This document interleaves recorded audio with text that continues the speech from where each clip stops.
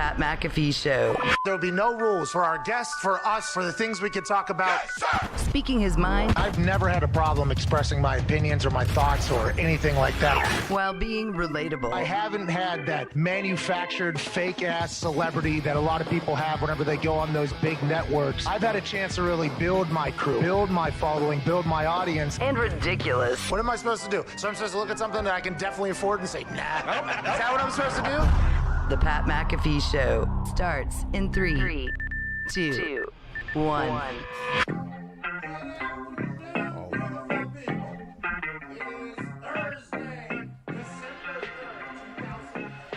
Hey, Pat, your mic's off. Your mic's off over there. I can hear you in the secondary mic, though.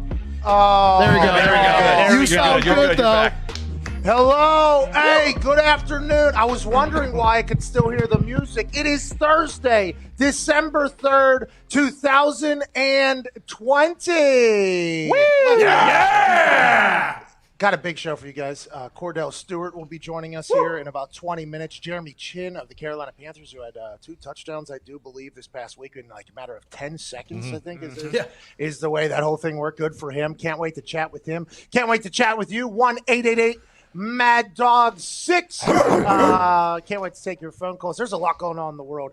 I just got done with team practice, by the way. Whoa, guys. Just got done with the sweat. The boys and I just put in some work there. Getting ready for the steel cage match this Sunday, War Games, WWE Network. I cannot wait for that night. And by the way, myself, Danny Burch, Oni Lorcan, and the bruiserweight Pete Dunne, great chemistry very quickly in that ring. I just want to let you know, we are setting some good things up, some moves, some teamwork stuff. I think the Undisputed Era potentially never wrestles again. Can't wait to chat about all things happening in the world. Yesterday, Wednesday afternoon football turned out to be shitty football. Yep. Yep. Turned out to be very, very bad football. I think we could have expected it from the Baltimore Ravens, who haven't had the ability to practice, didn't have a lot of their players, have kind of run through the gamut here with the old COVID the last couple days or whatever, or last week and a half or whatever. But the Steelers are also very, very sloppy. I mean, absolutely just a sloppy football game. The Steelers get away with the win, but obviously they don't cover because Trace McSorley comes in and throws an absolute dart at the end of the game, 3 minutes left, and somehow Hollywood Brown makes a big play. They score, ruin all the Steelers backers because that's what Vegas does. 70-some% of the money was on the Pittsburgh Steelers, -10, -10.5. It felt like that was inevitably going to lose, but had to back the Steelers strictly because Mark Schleyer said yesterday they were going to win by 20. We'll get to Tone Diggs here right now, who's a diehard Pittsburgh Steelers fan. First of all, Mike Tomlin had some electric quotes after the game yesterday.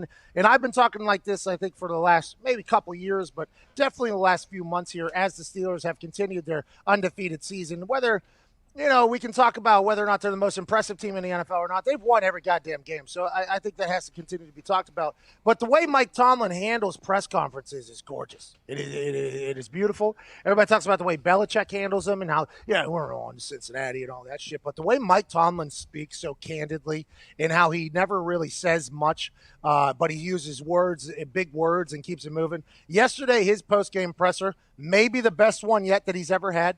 He cut a promo against his own squad a couple times, which is awesome. But if you're a Steelers fan, and Tone Diggs, I'm going to ask you about this, you have to be worried. First, Gary Gilbert and the Dallas Cowboys give you all you can handle.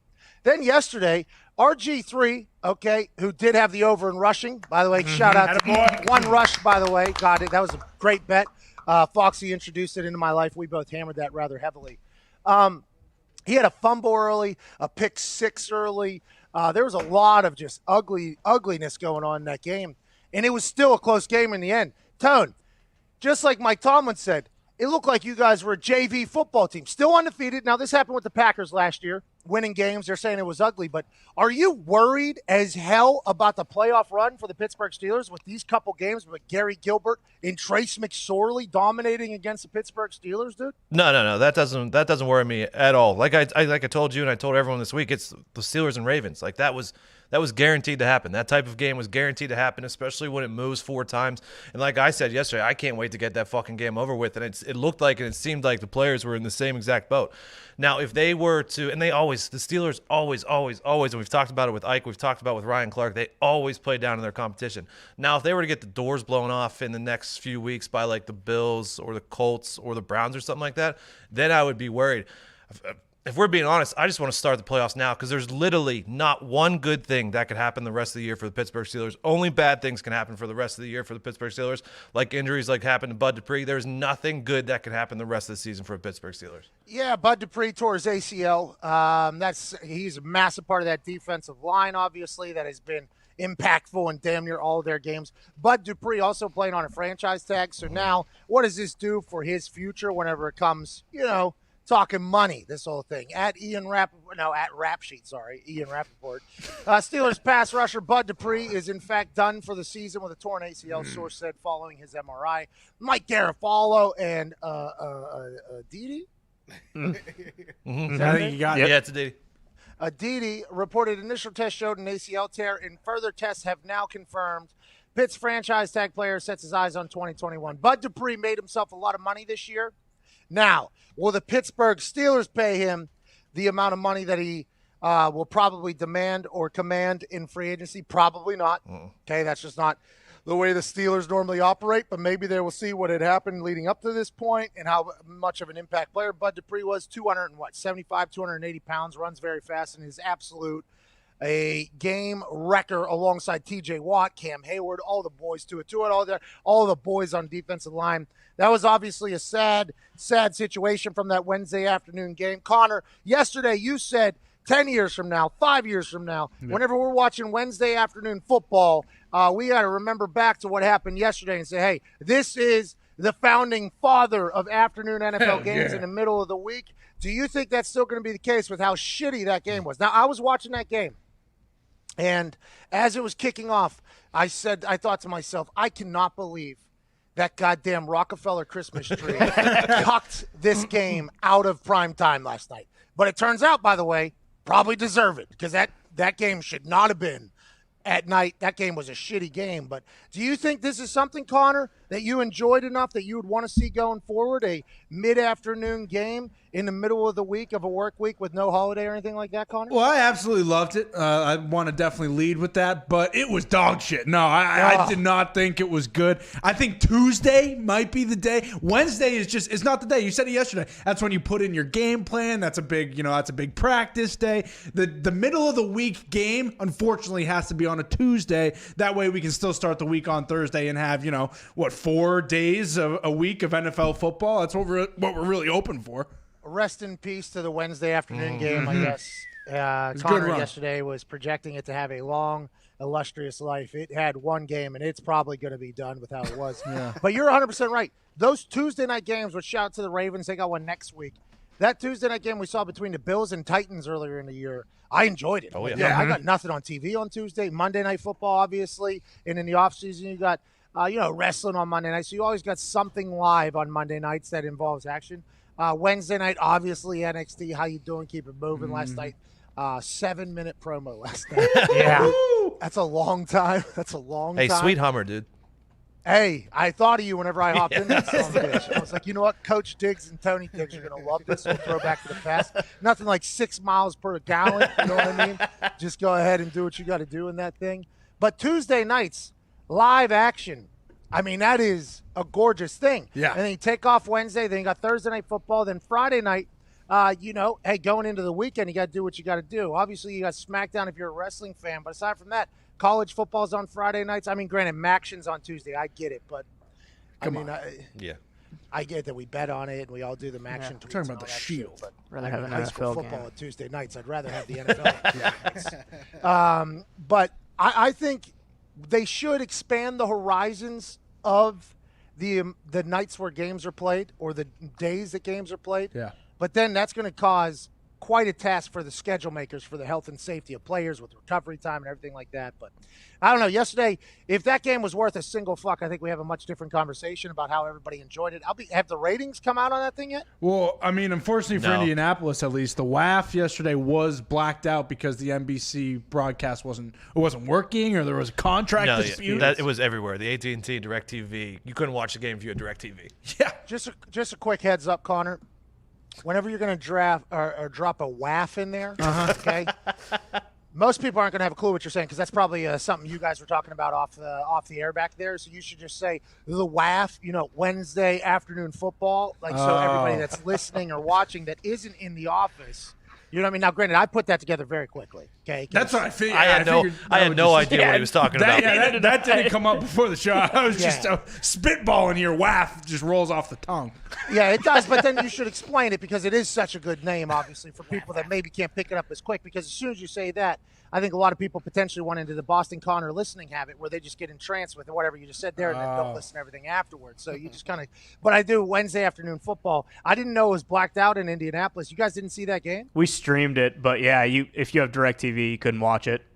Whoa, is this one of those DirecTV NBC disputes? Oh, yeah. Affiliate dispute, yep. I think it's only going to get worse, by the way, because I think I have Xfinity in the house, but I also have – DirecTV because Sunday the NFL the ticket the whole thing there for the downstairs. Xfinity is currently battling NBC, CBS, and Fox. Okay, so there's like a ticker at the top that's like, if you love this show, be sure to tell blah blah blah because you're in danger of it losing. And that happens, every few years or whatever. You see it on one channel or another channel because there's contract disputes. But now that everybody's cutting the goddamn cable, I assume that some people are expecting a certain amount of money and other people are saying we can't give it. I wonder if are we potentially right on the precipice of just streaming everything and all these apps taking over? Because there's no way Xfinity, DirecTV, and all of them are going to be able to pay what they've been paying for a long, long time with how many people that are cutting the cord. This could be the dawn of a new day. So you guys obviously missed the game and had to stream it, but that's potentially the future going forward here in at least Indianapolis, I think. I think in these markets where they're battling currently. That's a change of the whole world, by the way. Oh, yeah. With Peacock TV, too, what's stopping NBC from saying, we're showing all Sunday Night Football games on here now? I mean, it's just... And it's very obvious, Connor, if you look at any of the marketing plans for anybody, everybody wants people on their streaming services. Yeah. Now, and I'm in the WWE Performance Center, so I'd be remiss if I didn't talk about Vince McMahon did this fucking 10 years ago or whatever. And he was like, we're going to have our own network. People are going to subscribe to it. And everybody's like, you're going to kill your business. You're going to kill your business. You're a fucking idiot. Now he has 2 million, 2.5 million network subscribers. His own network. He can do whatever. And I assume he already, I think, sold some of it to Peacock to have on their app. It's like everybody's going to be trying to get people onto their paid subscription service. And it feels like the people that are going to be left out, probably Comcast, Xfinity. But a lot of motherfuckers still got that on their TVs. So it's like, yeah, I get everybody's cutting the cord, but there's still a large amount of people that are still utilizing TV for certain things. And this is just like what we talk about with a lot of things. The first generation that has to experience something is going to be the most drastic. We talked about the Portland drug laws, right? Yeah. They got meth available over there, mushrooms, heroin, I think is only a class 1. It's the first generation is going to ruin that entire thing. Then once it becomes just the normalized thing, on the backside, it's much different. That's going to be the same thing with the cutting of the cord and everybody. I'm thinking of Tim McAfee having to fucking download all these goddamn apps so he can stream things. That's going to be amazing. But that's going to have to happen. You know what I mean? One major drawback, too, is we found out pretty quickly you can't go on the internet or Twitter at all if you are watching it on the delay. Everything was getting spoiled in the game, so that did kind of stink. We were also streaming it down here on this TV right here. Mm-hmm. And I was getting tweets about they congratulated us on the RG3 rush hitting. And I'm like, Foxy, I think we hit. And then 15, 20 seconds later it comes on and he busts that 39-yarder. Yeah. I'm like, good for us. And then as I put out the tweet about him hitting it, they're like, oh, Pat, you're a jinx. I'm like, I'm a jinx. What, do you get sacked for a 40-yard loss? When did that happen? And they popped his hammy that next play or whatever. I was like, oh, my God. So it was very interesting, being told the spoiler that was coming and then trying to guess for 30 seconds about what it was and then seeing it that wasn't what we thought it was going to be at all. Okay. And then, by the way, T's and P's to his hammy on that particular run. I don't know how he took a sniper and then came back into the game. By Yeah. the way, normally sniper on the roof, you're done for there. He goes back in. But whenever we saw that happen, Foxy and I, we go like, obviously not good for RG3 there, but like good for us. We got the over on the rushing. He can't get sacked to take that back, and now probably Steelers covered by 10.5 at least without him. So we're like, the person that tweeted us like bad news, I'm a jinx. I'm like, complete opposite. It's like it fucking worked out for us here actually. And then turns out Trace McSorley goes out there and slings the goddamn thing at the end of the game and kind of ruins it all. Ty Schmidt, I know you're a guy that loves whenever people adapt and overcome. Oh yeah, That's your thing, right? Big time. I love Coastal Carolina. Okay, and this is not an NFL conversation. Obviously, we're pivoting vastly here to college football, and college game day this weekend's going down to Myrtle Beach for the Coastal Carolina Chanticleers, the Chants. The real deal turf field, surf and turf is what they call it. The mullet team, the undefeated Coastal Carolina squad. They were supposed to take on Liberty this weekend, and Liberty, another team in their conference that's having a great year, and it was going to be a big deal. And then obviously conversations started to arise from the Liberty folks about, hey, we might have the vid. You know what I mean? We might have a problem here. So I know this is potentially biggest game that we've ever had in this conference, okay? And I know we're going to have game day here, and this is a big goddamn deal, but it's potentially not going to happen because of what we got running wild through our locker room. And I don't know if it was Coastal Carolina or if it was the conference or who it was. And they were like, well, that's not Coastal Carolina's fault. Coastal Carolina gets to host game day. They got all the eyes on them. If you guys can't, you guys have till Thursday, by the way, to let us know whether or not you're going to be able to figure it out. We're not doing any more bullshitting all the way through the weekend. If you guys can't do it, we're calling the Mormons over there in Utah. They're looking for games. They will fly their asses in here and play with a 2-day notice. So, Liberty, you need to figure it out. Okay, you were either part of this weekend or you are not. It turns out they are not. So now the Coastal Carolina Chanticleers will be hosting Zach Wilson and the BYU squad. I mean, this is amazing. I love that they did this. This is incredible. And all the bullshit about BYU turning down Washington a week ago, and you heard one side where Washington was like, well, BYU doesn't want it. And then you heard from the other side, BYU people were like, Washington just asked for 50 things for us to do this goddamn game. Like, we're not going to be able to do that. BYU taking this game short notice, flying into Myrtle Beach. Now, BYU's players won't be distracted by Myrtle Beach, okay, because it's part of their religion not to be distracted by whatever Myrtle Beach could potentially offer. But this is awesome for all parties. This is great for college football. This is good for Coastal Carolina. This is good for the BYU squad. I'm pumped that they're doing this, Ty. And as an Iowa Hawkeye guy and a Big Ten guy, you have to look at what Big Ten's doing and be like, these stooges. Look at what Coastal Carolina and BYU are able to figure out down here. And the Big Ten is just like, yep, no contest, can't reschedule, don't even think about playing anybody from any other conference. Yeah, it makes no sense. And then you look at like Ohio State. I mean, their backs are going to be right up against it. Like, more than likely, they might not be able to play enough games, and they're going to have to rely on just people assuming that they should be in the top four. But they really didn't have any choice, right? Because both these teams are on the outside looking in. Like, I don't know if this game really like tilts them into being in the top four consideration, but at least they're BYU and Coastal. Yeah, but at least it doesn't for sure, right? but this will be a very memorable game, and I mean, yeah, it's just like it'd be tough to leave one of these guys out if Ohio State can only play 5 games or 6 games or whatever, and they can't get in on their own merits alone. We all agree that there's no chance BYU or Coastal Carolina get into the college football. Correct. Right. Yeah, I mean, there's no chance. So, and by the way, I'm not saying they don't deserve it, okay? Like, that is not for me to decide. I am strictly telling you, if we look at how the College Football Playoff Committee has acted in the past and are acting currently, there's no chance that they can make it in there. They're too far down. They're both in the teens. There's no way they'll be able to climb that up. And even if teams lose, they'll be able to like, yeah, but this one-loss team, like that's how it always works out. I'm not saying it right, but I'm just saying that's right. But I'm just saying that's how it normally goes. So for me, them being able to adjust on the fly, make something happen in a world where nothing is normal, for me, I just think that is absolutely glorious. Like when I saw that, I was like, that's common sense. Like, here's 2 teams that need games, that are healthy enough to have games, that can make something happen, making something happen. This is just like whenever a team earlier in the season couldn't play, and like Alabama wasn't able to play because somebody else was playing. It was like, why don't we just have these 2 motherfuckers play each other? And they're like, well, they can't because blah, blah, blah, blah, blah. I like that these 2 teams in their conferences kind of put everything aside and were like, no, let's go ahead and make this happen. It's not going to help them get in the college football playoff. I'm not saying that, because Cincinnati is above them, and they're probably going to be the Power 6 team that if anybody has – they don't have a chance, by the way. But if they – and I'm not saying that's right. But if any Power 6 team was to get in there, I believe it was Cincinnati this year, as it probably should be. But I like these two teams making a play for it. I absolutely love it. At Ty Schmidt, it sucks that the Big Ten sucks. But, hey, by the way, end of the show last night, into the camera. It's great to be great. It must suck to suck. I loved that. I was a big fan of that. Like I don't know where it came from. Did not have it planned.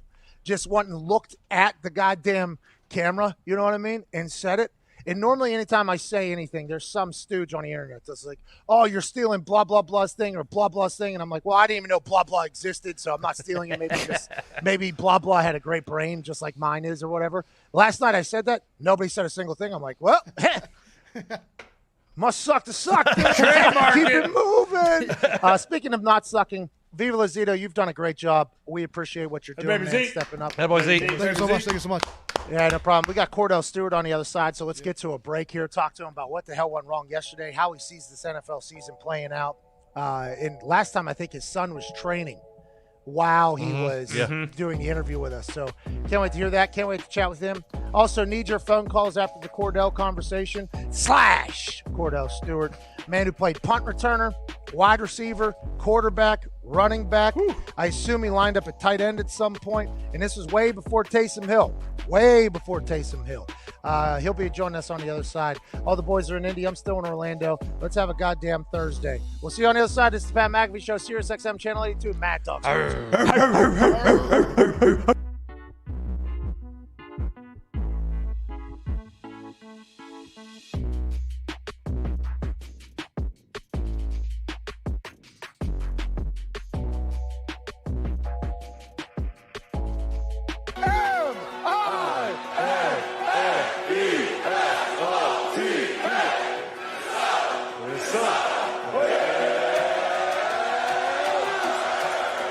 Lucky to be here at the Northrop Hall with the incredible crowd. College game day is having a blast here. Minnesota has shown up. Row the boat, Sky U Mall, go Gophers. Let's get the axe and keep that thing in Minneapolis, Minnesota.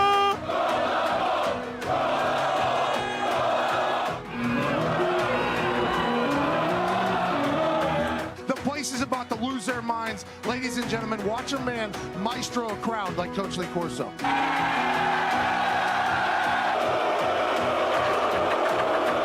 to him. Give it to him.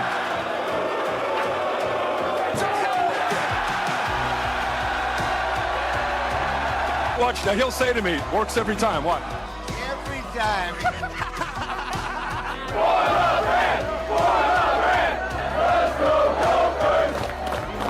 You just can't dog pee on a field. This obviously led to a nightmare situation for Luke Logan, who misses the extra point. An absolute pandemonium happened. But in Dwayne Haskins' defense, the Redskins and Dwayne Haskins might never win a game again. That guy's flexing like DJ Fleck a little bit. Good sells a little bit away. He got me the throw. Throw the flag. Sell your soul. Who hates Iowa? A lot of hate here in Minnesota, Maria. Hey, you look good, pal. For me, right after we leave this octagon, I'm going to Lake Minnetonka. I'm pulling a swordfish out of there. Then I'm going to stop by Paisley Park. I'm going to pay my respects to Prince in the Purple Rain. Then I'm going to walk into TCF Bank Stadium, and I'm going to say, M-I-N-E-S-O-T-A.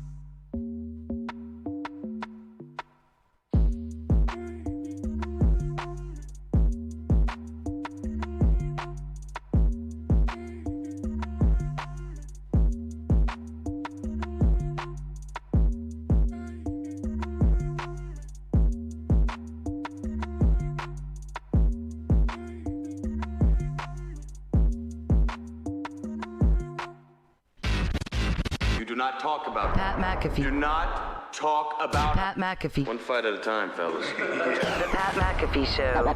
That's right.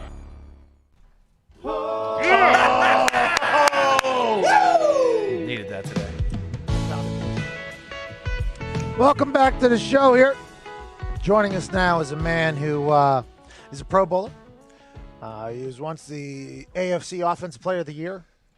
He was known as Slash around Pittsburgh, Pennsylvania during his time with the Pittsburgh Steelers. He was a punt returner, wide receiver, quarterback, tight end, I assume. I think he played center, nose guard, you name it. Ladies and gentlemen, I once had one of the prettiest Hail Marys of all time at Colorado, Cordell Stewart. What's up, guys? How's it going, Slash? Thanks for joining us, man. Hey, anytime, man. You know, a Harry Mirror past that was once beautiful. I mean, it still is. You see it every year, you know. It's like I tell the people all the time, every time I watch it, when they show it around that time of year in September, right? Every year when the season starts, it almost seems as if the play actually took place maybe 24 hours prior to watching it. So it's pretty remarkable to watch it every time. And the older I get, the younger it keeps me. So we just need to keep that thing alive. Hey, we will. Hey, we will for sure, because it was a magical play. I'd like to talk about, because you were quarterback, obviously, in college. Yep. Then you go to the NFL. And who was playing quarterback when you got to the Steelers? It was Neil O'Donnell. Oh, Neil O'Donnell. Okay, now I got questions about O'Donnell. Hey, Neil O'Donnell now in that Super Bowl. I don't need to talk about it, but they had to figure out ways to get you on the field because of how athletic you were. And it captivated a lot of people, right? It captivated Pittsburgh, it captivated the NFL. And then when you got your shot to play quarterback, though, again, you were legit quarterback, solid quarterback. Now, this same type of thing is happening with Taysom Hill, right? I mean, it's legitimately happening in front of our eyes right now. It is happening yet once again.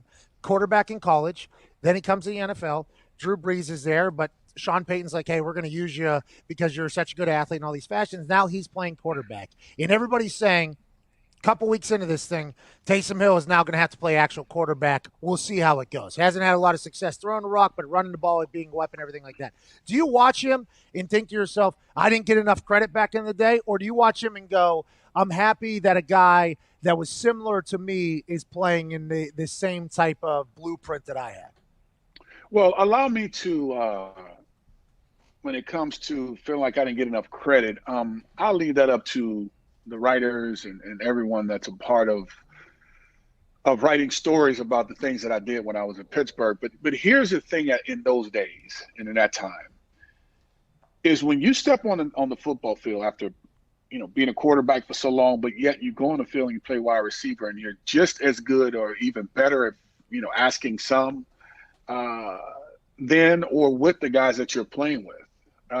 It's hard in that era, in that time, for those watching the game buy into that talent being able to just be a quarterback.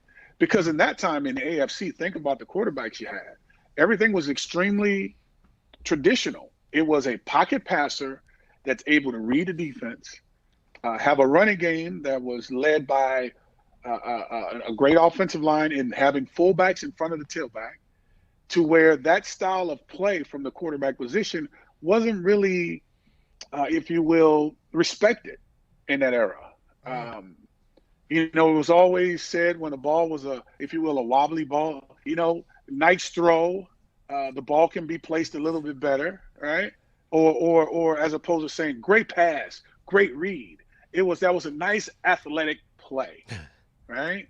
So to go from playing wide receiver the way I did, catch the league by surprise, to then being asked or given a chance to compete for the starting job as a QB and do a pretty good job at it, right? Got us to an AFC Championship game, my first season full-time playing the position.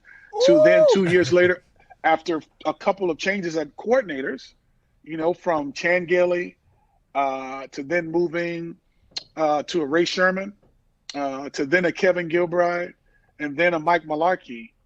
That's a lot of change with a guy that's doing so much. So now when you don't play well or you make a mistake, the conversation goes, why don't we put a natural quarterback in? Someone that's a real quarterback take him and put him at the wide receiver position, let him be an athlete like he is. Well, the game has gotten to the point now when we cover the athletic and mobile quarterback, it's being talked about what can he do to keep the chains moving.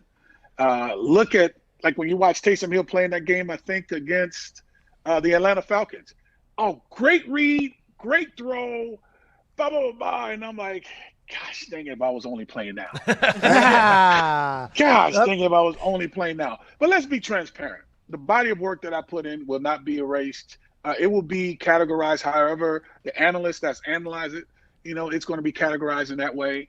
But if that game and that style of play was in place right now, without a shadow of a doubt, it would be great conversations. There would be no doubt that the plays can be made at the quarterback position with great throws, making reads, because nothing was questioned about my ability to be able to read defense. It's just he probably would be better suited playing wide receiver. And maybe it was because in the traditional system, like what they had in Pittsburgh, which was strictly great defense, offensive line, get prepared with the smash mouth running game, quarterback, don't screw it up.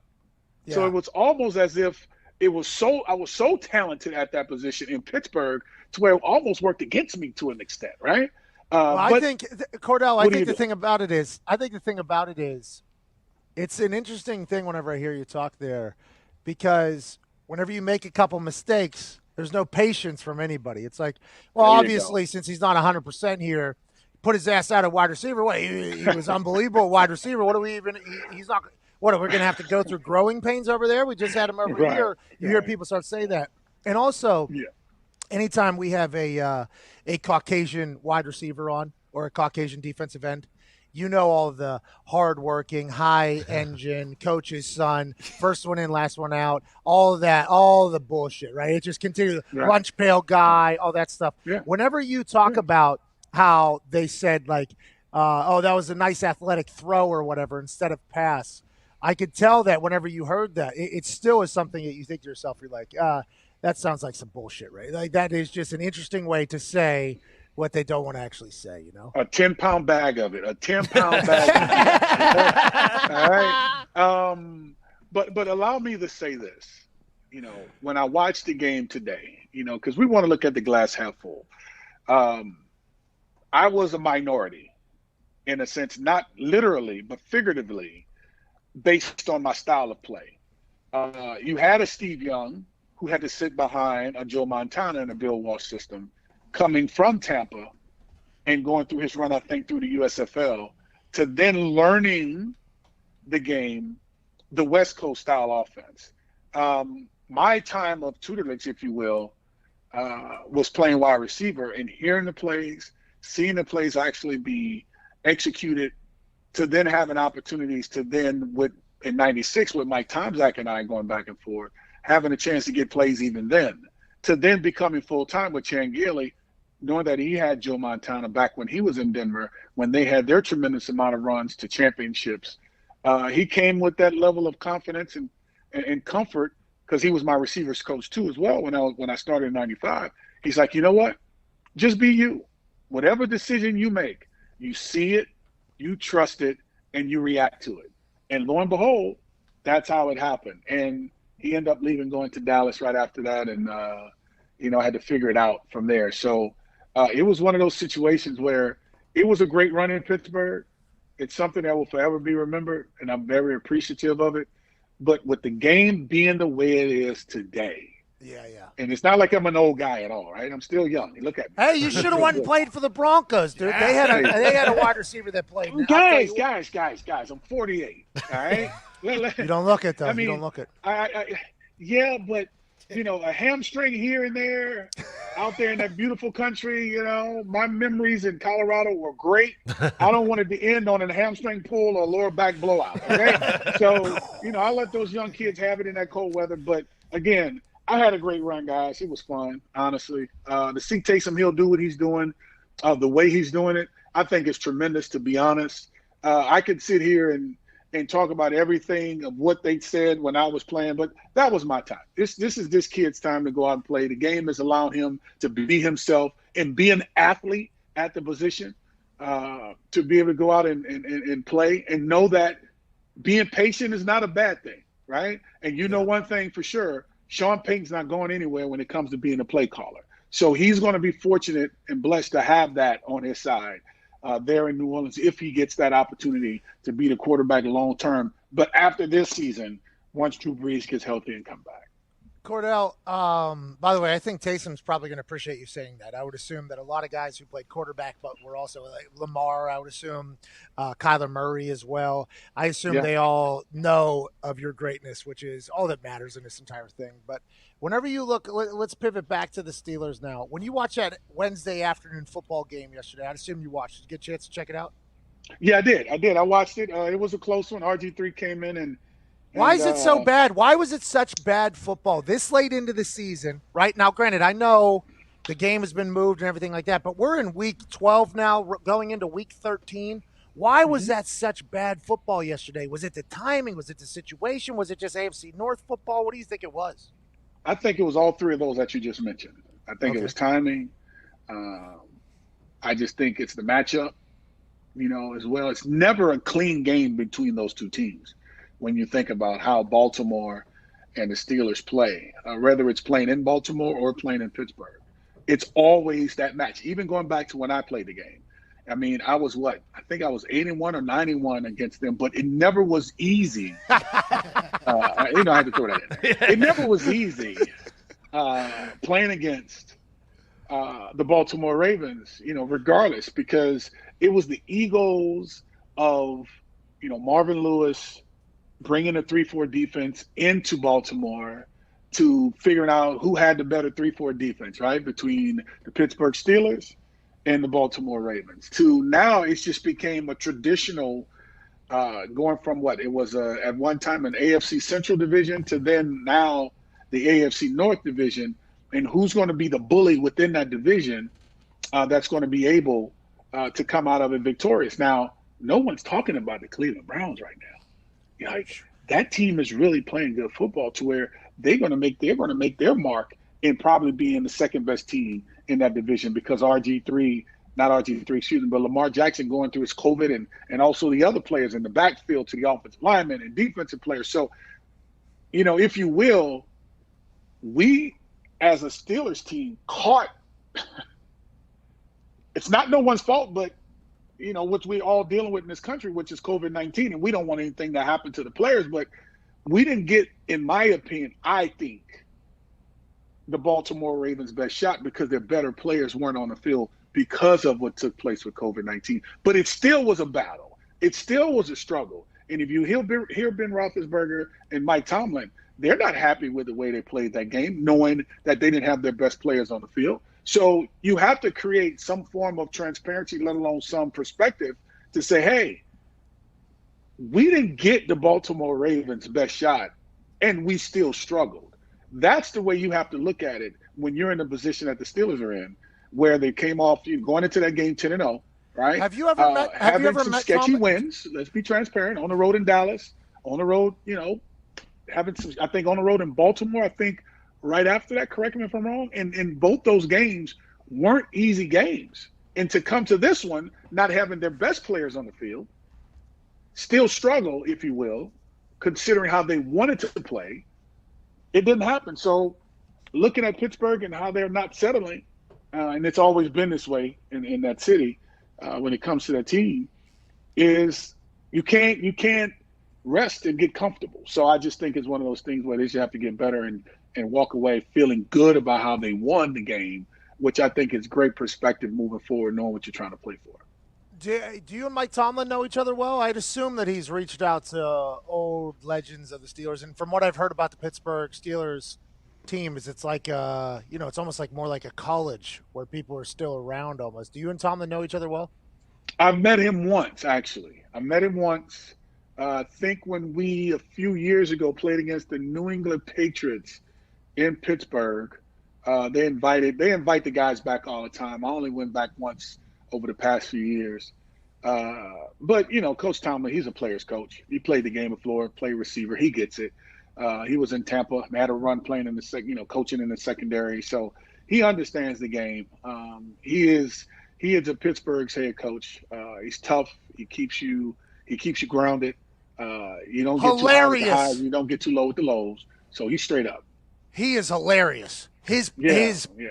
yesterday, his press conference, he just cut a promo basically against the Steelers. We look like a JV team. What was the problem? Us sucking, basically, is what he said. Yeah, you suck. Straight up. That's what they say in Pittsburgh. You suck. I'm the first one. I could be the one to tell you. I know what it sounds like when they tell you you suck. Trust me when I tell you. They let you have it, bro, when you're not doing a good job. And I think Coach Tomlin is getting ahead of the ball, going down the hill, picking up all the trash, right?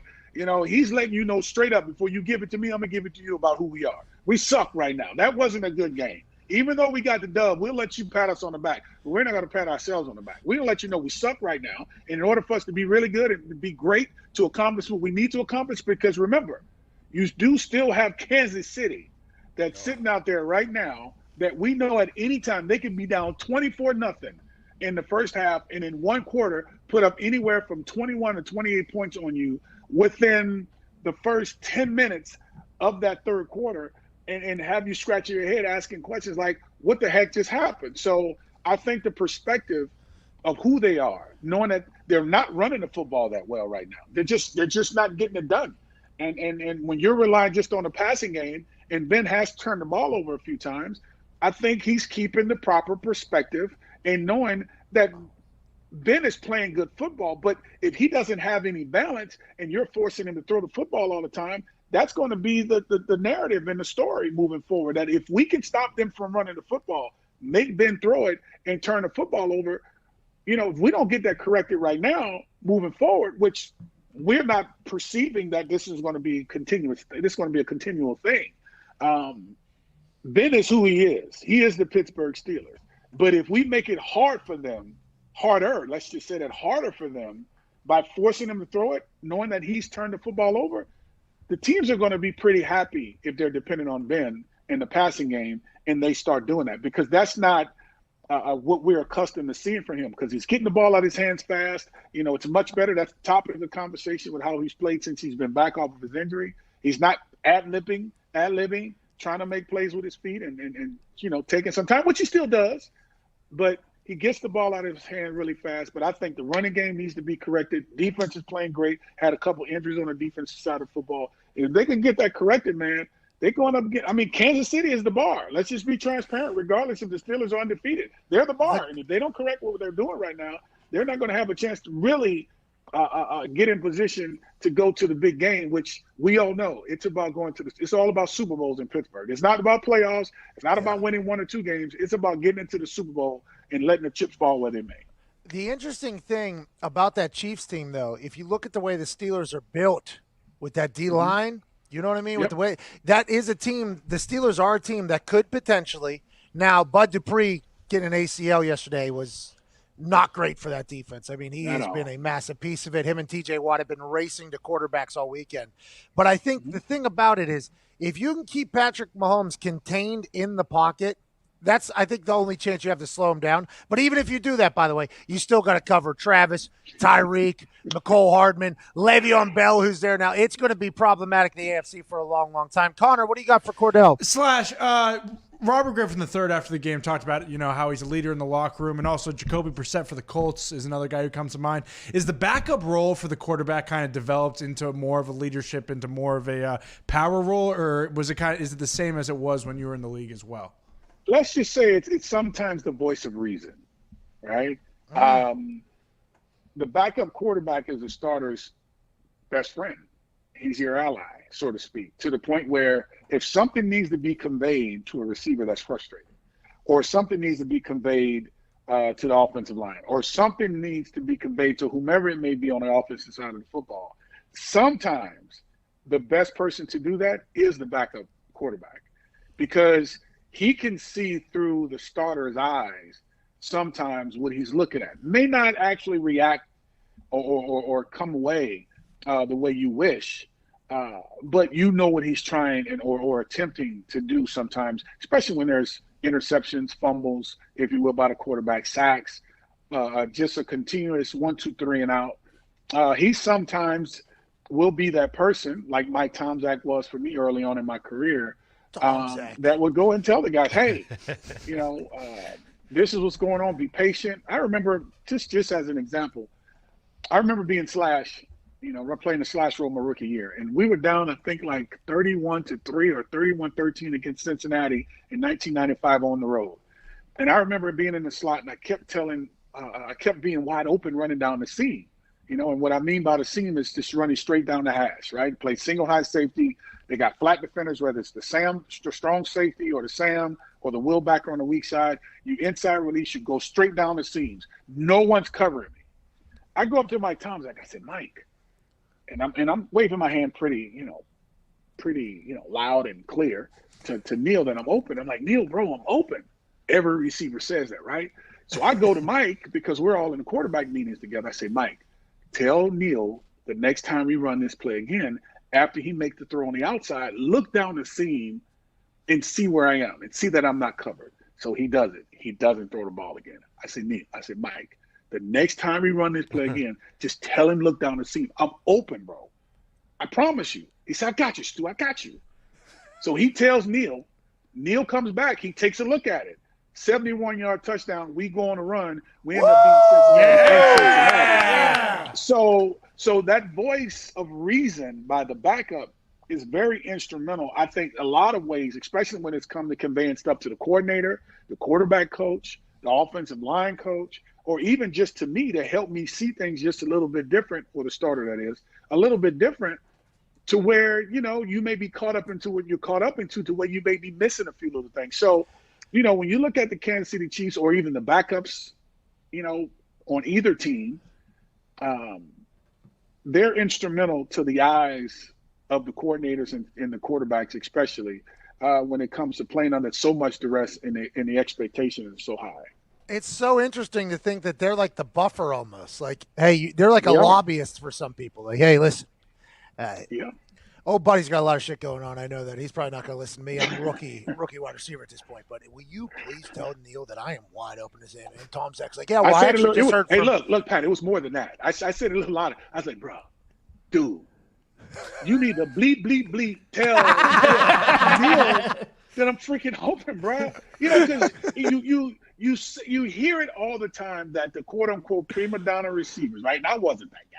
I was happy to get on the football field. But I didn't want to come. I wanted to come across that way, so I tried to, slide it in the best I could. So even Mike Tomczak don't think, because we're in the same room, that I'm going to get all the, the goodies, right? This guy's an asshole, huh? I don't want Andre Hastings, Charles Johnson, Ernie Mills, and Yancey Thigpen thinking that I'm trying to one-up them, right? So, which I was. But I'm like, dude, I'm wide open. And lo and behold, when I said it and we caught it, man, we were on the run. And we ended up getting – and I think we were on like a 4 or 5 game winning streak, because I think we were down we were 2-4 or something crazy, 1-4 at that time. And that was one of those games that ignited our run to allowing us that season to finish 11-5 and making a run to a Super Bowl. But, yeah, the backup quarterback, he's the greatest player on the football field, right, especially when the starter's doing bad. So you make him earn his keeps while you're doing good, or if you're struggling just a little bit, by talking to everybody. And you're pretty much helping him, so to speak, to where when you're not doing good, you're making him become best friends with everybody while you're out there playing. So when he does get a chance to come in, they're like, yeah, let's go. We're about to go do it. And, they end up doing it, just like Teddy Bridgewater when Drew Brees went down. And you saw that run last year. He made a great run. And however they got it done, they did a great job to help, to where when Drew Brees came back, they finished 13-3 that in the regular season, won a division, end up losing a little bit too soon. But that's another moment in time that we had a chance to see the backup quarterback somewhat be a hero, so to speak. Hey, Cordell, it's always, as a kid that grew up in Pittsburgh during your era, it's really cool to talk to you, and I can't thank you enough for your time, man. Hey, you know what, guys? Talking a bunch of crap and, bringing back old memories. Call me whenever you want to. Call me whenever you want to. I love doing that. Cordell Stewart, ladies and gentlemen. Man, dude. Growing up in Pittsburgh, and I was just talking with my my team a little bit, my War Games team. Got 2 guys from England, obviously, 1 guy from Boston, and we were trying to learn about each other. Try to build a camaraderie. As much as we can going into a hellacious steel cage match. You got to have each other's back. You got to know about each other. I was talking about how, like, growing up in Pittsburgh, it's just like a football, it's just a football town. Like, backyard football, street football, telephone pole. That's just the way it goes. And I was normally on my street all-time quarterback because I was the only one that could go telephone pole to telephone pole, or a quarterback for my team and everything like that. The amount of times that I said slash whenever I would do something was just it was so much. So great chatting with him. Let's get to a phone call here before we get to this hard out. Him talking about Taysom Hill is pretty cool, and I would assume Taysom Hill appreciates him talking about that because that's the exact same situation, by the way. Yeah, exact same situation. He had like that 4 different offensive coordinators, new system. I mean, he's with Chan Gailey, who's still doing it down there in Miami. Yeah, Cordell never had it easy in Pittsburgh at all either. Ever. The fans are also very, very hard on him. He alluded to that. He said, hey, Pittsburgh's going to tell you suck. Believe me. Let's go to David in New York. What's going on, David? Hey, Pat. Hope you and the boys are having a great Thursday. Hey, man. What's going on? So Adam Scheffner posted a pic of, like, the former Broncos tackle, Orlando Franklin. And I think he's, lost, 84 pounds since playing. He looks about 20 years younger than he did when he was playing in the league. Did you go through any time after playing where you struggled with weight because you weren't doing the same cardio you were doing during the league? Oh, yeah, David. David, great question. And I'm happy you asked this because this is happening right now with our guy, A.Q. Shipley, okay? So A.Q. and I, very similar human beings, okay? He played offensive line, but I played punter. But we're both from Pittsburgh. We both love eating. You know what I mean? Our bodies aren't meant to be slim. Like Foxy's sitting right here. This kid could eat 700 things, and he's always going to be slim. So I watch these guys, Yonda, I think, and everybody that loses this massive amount of weights, and I've always been very, very jealous of them. But even when I was in the league, I had weight problems. Like my body would go, and not that I wouldn't do any cardio whenever I was in the NFL, but it was almost like frowned upon. Like if I'm out running sprints and somehow I tweak a hamstring and I can't kick a ball, the strength coach is going to be like, I don't care how many sprints you can run, dude. All right, you just got to go kick a fucking ball. So we don't need you tweaking anything while you're out here trying to get a 6-pack or whatever, So it was always very difficult for me. Weight is going to be an issue for me for the rest of my life. I know that. I'm Irish. I'm German. My body is not, it's a spark plug. Okay. I'm not like a super lean guy.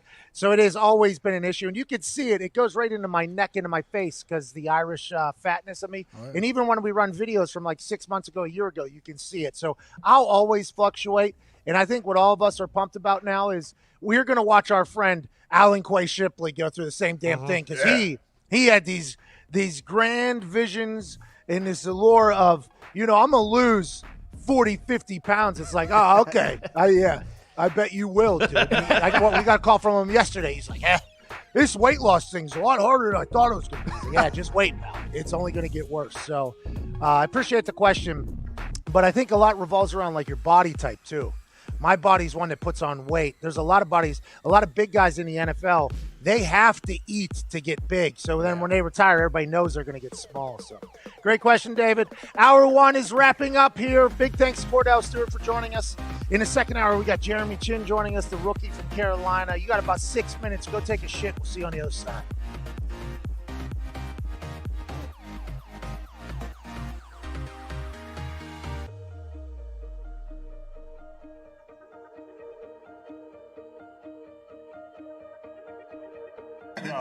Too much. They really just inflate it back. Did they just send somebody down there? I don't know the procedure, but I just know they reinflate it. Not quite, Pat McAfee. Let's talk. Welcome back, everybody. I'm Dr. Brian Suter, and this is your #1 source for learning about the unique medical side of the world of sports. Someone sent me this clip from the Pat McAfee show the other day where he was talking about how they treat and manage a collapsed lung like Drew Brees had, and no real hate on Pat here. He's not a doctor. He shouldn't know. But they completely misexplained here what they do. And so I'm going to clear it up in this video by reacting here to what he said and fill in the gaps to explain to you guys how they really treat this with Drew Brees' collapsed lung. Collapsed lung? How many lungs you got? 2? Yeah, that's it. So we're off to a good start. Pat McAfee's right here. We have 2 lungs, a right and a left. But within each, we have multiple lobes.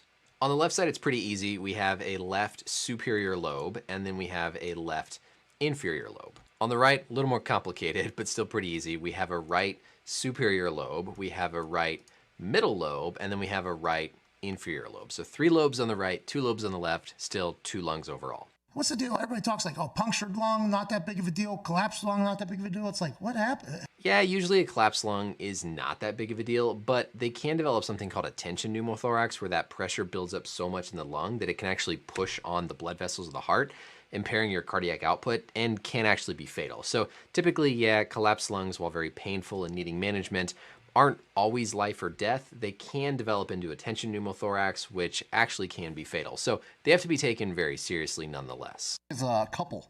They work together. Oh, so they tag team each other? Or I believe so. Tag one in, tag one in? Good point here too. The lungs do work together. There are people who can have a lobectomy, where they essentially remove one of those lobes of the lung, and you can still get enough oxygen perfusion to your blood. So yes, when someone has a collapsed lung, they can still get enough oxygen for kind of vital functions, but you're going to feel very short of breath, and it's going to be super painful. One picks up the slack. And when the one collapses, how come do they just send like people go over there and just like take a plunger and like bring it back? They inflate it. How's it work? How do the lungs? All right, so they do not just re-inflate the lung whenever somebody has a collapsed lung, and this is kind of the biggest misconception here from his video. We went to high school with a kid who had a collapsed lung in a game, and they. Also note here, I've had multiple collapsed lungs, so I've kind of been through this in terms of the symptoms and how they treat it, so I have a little bit of experience, unlike a lot of the other sports injuries I talk about. Inflate it, and then you're out for what? blow it up like a send something down like a bed, like an air mattress. Exactly. And you got somebody just stepping on it. Yeah, it was like in Space Jam, right? And then they check the PSI, and then they puncture it. You know what I mean? With the thing. All right, so I know Pat's kind of joking here, probably intentionally, but might not actually understand how we actually treat these. No, you don't go in and re-inflate the lung when the lung collapses. What you do is you suck the air out of the space around the lung, which allows the lung to re-inflate itself. Our lungs are surrounded by this layer of tissue called a visceral pleura, and then there's a parietal pleura that's on the inside of the chest wall. There's a potential space in between those two linings, and that potential space is actually at a negative pressure with normal breathing. When you have a collapsed lung, what's happened is there's air that's escaped the lung or gotten in from the outside of the body that goes into that potential space, and the pressure goes up. As the pressure goes up, that increasing pressure actually pushes the lung inward. So it's not really that the lung collapses, so to speak. It's more so that the lung is getting pushed to collapse because of the pressure in the chest building up from excess air. What they actually do to treat these is, if it's an emergency type of situation, they'll take a needle with an empty syringe and they'll stick that into the chest to allow that pressure to blow out and escape from the chest wall to let the lung reinflate. When somebody puts a chest tube in, it's trying to drain the air from the chest cavity, so you're not putting air back into the lung to pump it back up like an inflatable bed. You're pulling the air that's got into that space out so that the lung can reinflate itself. They really just inflate it back. Do they just send somebody down there? I don't know the procedure. So again, no, they don't send anything down there. They come in from the outside, they put a needle in, they put a tube in. That allows the air to escape, which lowers that pressure and lets the lung reinflate.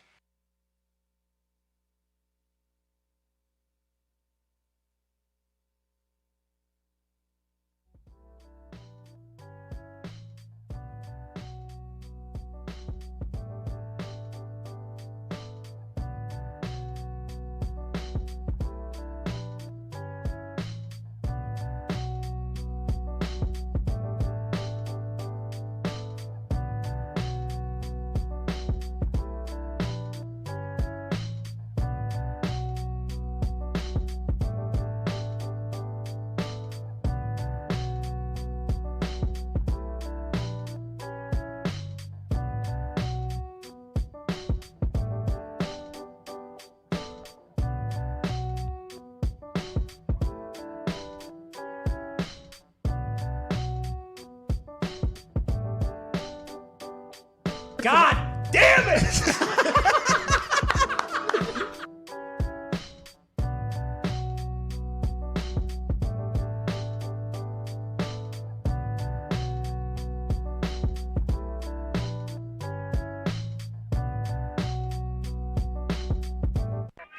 The Pat McAfee Show. There'll be no rules for our guests, for us, for the things we can talk about.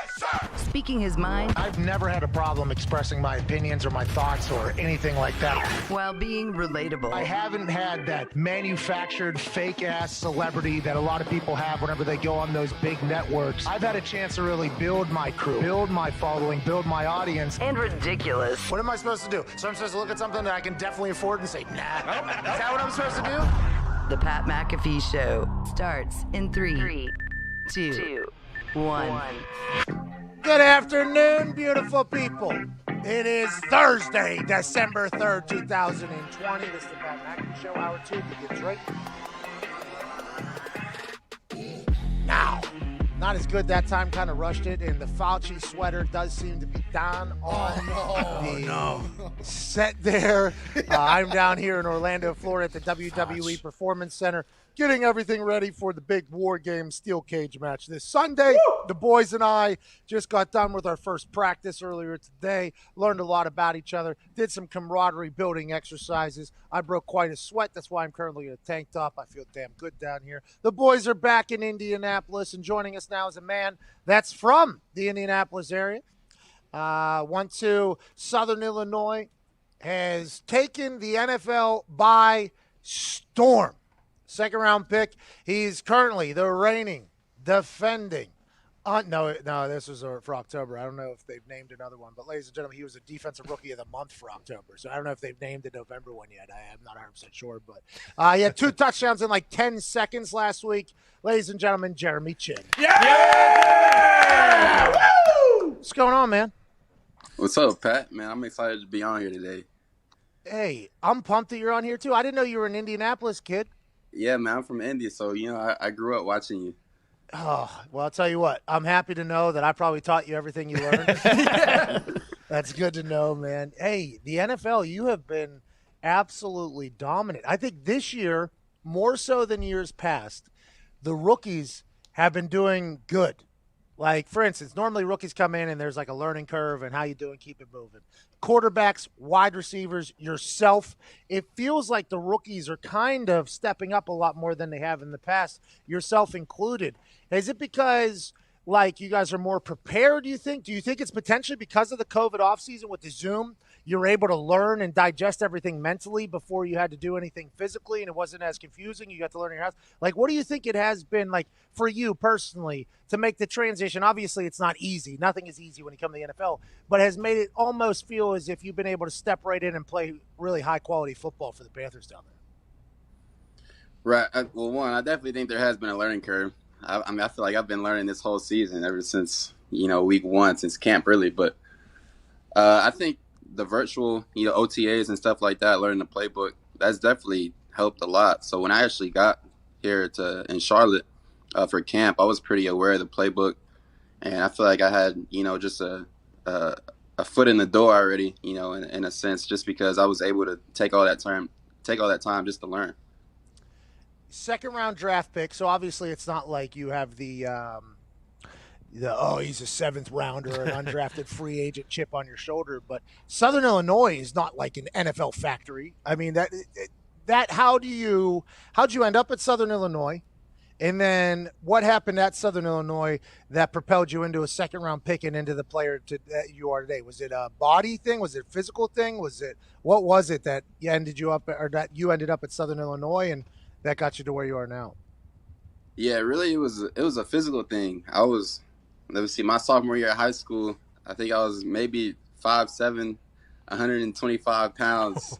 So I hit a growth spurt late in high school. And that's how I ended up at Southern, and then from there I ended up starting 4 years at Southern. So and that really prepped me, to come to the NFL. I had a lot of great coaches at Southern. So. What did you just woke up one morning and you're like, oh, I'm no longer a little child. Yeah. Basically, that's pretty much how it went. Because you hear about that with basketball players a lot. You hear that, like, basketball players, a guy will be 5'8", 5'9", high school point guard. Okay, he's got handles, he's got shake, he understands the body a little bit. And then all of a sudden, like over one summer, they're 6'5" now.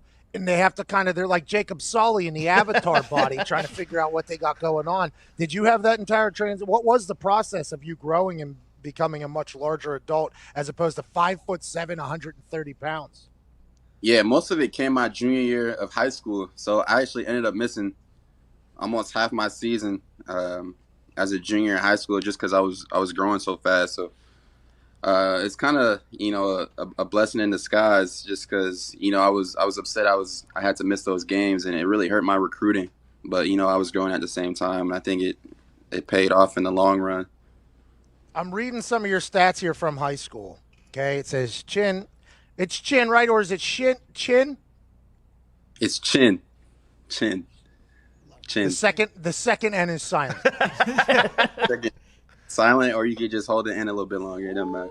Okay, Chin, Fisher's high school product, finished among the top 3 for safeties in the 40-yard dash, vertical and broad jump at the combine, 41-inch vert, 138-inch broad jump, and a 4.4 40-yard dash. Chin also did 20 reps at 225 on the. Oh, so you're a freak, huh? Yeah, that's going to be a lot of fun. You ever play pickup basketball and just, like in Indiana especially, go to LA Fitness or YMCA and just yam on all the little white kids that are trying to play like the glory days in high school? You do that all the time, huh?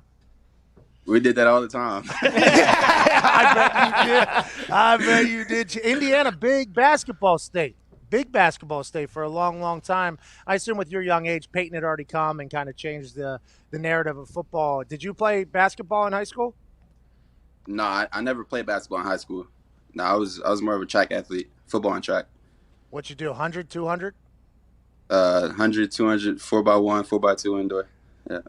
Did you do it in college too or just in high school? Just in high school. Oh, so you weren't that fast. Kind of Yikes. Diggs, what do you got for him? Jeremy, we talked about your height and your speed and your weight, and like with you coming in out of the draft, it was kind of like an Isaiah Simmons situation. Like, where are we going to play him at? Because he could do so many things. Like when you got to the Panthers facility, did they already have a role for you? Did they know what they were going to do with you? Yeah, I mean, I don't know if they did. They just kind of threw me in there. They threw me in at Sam linebacker, so I really learned that position first, and then as the season kind of went on, it moved me around, and also throughout camp as well, moved me around, try some different things. So I've really just been kind of everywhere. Matt Rule, whenever he was at Baylor, now granted he is signed for like $700 million now, so I don't know if he's any different now. But when he was at Baylor, I got a chance to call a couple of the games, so I went down there the night before, talked to the players, talked to the coaches. And Matt Rule told me straight up, he was like, yeah, like I'm not like a super fun coach. He's like, it doesn't mean like I'm a super hard ass. He's like, I'm just not like, hey, we do football here. What has he been like as an NFL coach? Now, granted, you haven't got a chance to experience any other NFL coaches, but what has the style been? Because it seems like it's resonant. By all accounts, everybody looking outside of Carolina is like, okay, they're building something awesome down there. Matt Rule is the guy for the NFL because not all college coaches can make the transition or whatever. But what has his style been like, and what has Phil Snow been like playing for? What Coach Rule explained to you, that's exactly how he is. Like, that's it. Like he hit the nail on the head right there. Like, he's not obviously the super fun coach, but I mean he's a great guy. He's a great coach. And then Coach Snow, he's just a football mind. I love playing for Coach Snow. He's creative. He puts me in positions to be around the football. As a guy who's coming in who wasn't necessarily a safety or a linebacker, and in a lot of people's eyes, he's found a way just to put me around football. You go in offense at all? Do you have any offensive snaps? Nah, I got a fake punt. That's about it. Oh, you PP? Yeah. Oh man, I would have loved to have a guy at PP. Now, granted, Colt Anderson was awesome. All right, he was the Montanimal. I love Colt. I love Pat Anger but I couldn't even imagine having a guy that is just a physical specimen at PP. Matt Rule is going to fake some punts now too. I mean, that guy, he is not scared to roll the dice. The first time I think I saw you guys run a fake, he was actually, and it might have been your first fake of the season. He was screaming down the sideline basically that you guys were faking a punt, okay? And it was on TV. And I literally was seeing it. It was fourth down. He's screaming. And I was sitting at home because I like Matt a lot. And I'm like, Matt, you can't fucking do that in the NFL, Matt. You can't be screaming that you're going to do a fake. And then literally you guys got stuffed on that one or whatever. And I was like, all right, is he going to be scared now to run fake? He's not at all. Like, you guys are wide open on special teams. It's awesome to watch down there.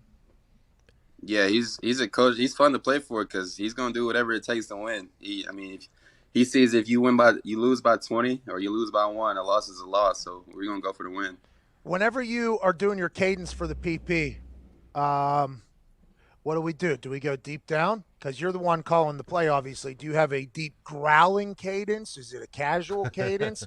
And how many times did it take for you to figure out which way to send the long snapper before you got it right? Because I assume there were some times where you fucked that up, where you sent them to a bunch and there was a swoop and you got blown up, I'd assume. How long did it take for you to learn that position? And how is the cadence? Do you feel good about your cadence out there? I think I feel real confident about my cadence. I think my cadence I've worked on it. I think it's pretty good. And as far as sending the long snapper, I haven't messed up too much. Our long snapper JJ, he's been in the league for I think his 13th season. So if I'm wrong, he'll make me right. So it's good having a guy like that out there too. It's not an easy position, by the way, because you got a lot of guys in there that have never played special teams. I assume you didn't play teams much at Southern, did you? No, I was PP at Southern too, though. But oh, that's big then. That's, by the way, very smart of your Southern coaches saying, like, hey, if you're going to play at the next level, which you have the ability to, you're probably going to have to do a little bit of special teams. That's very, very smart of them to do that.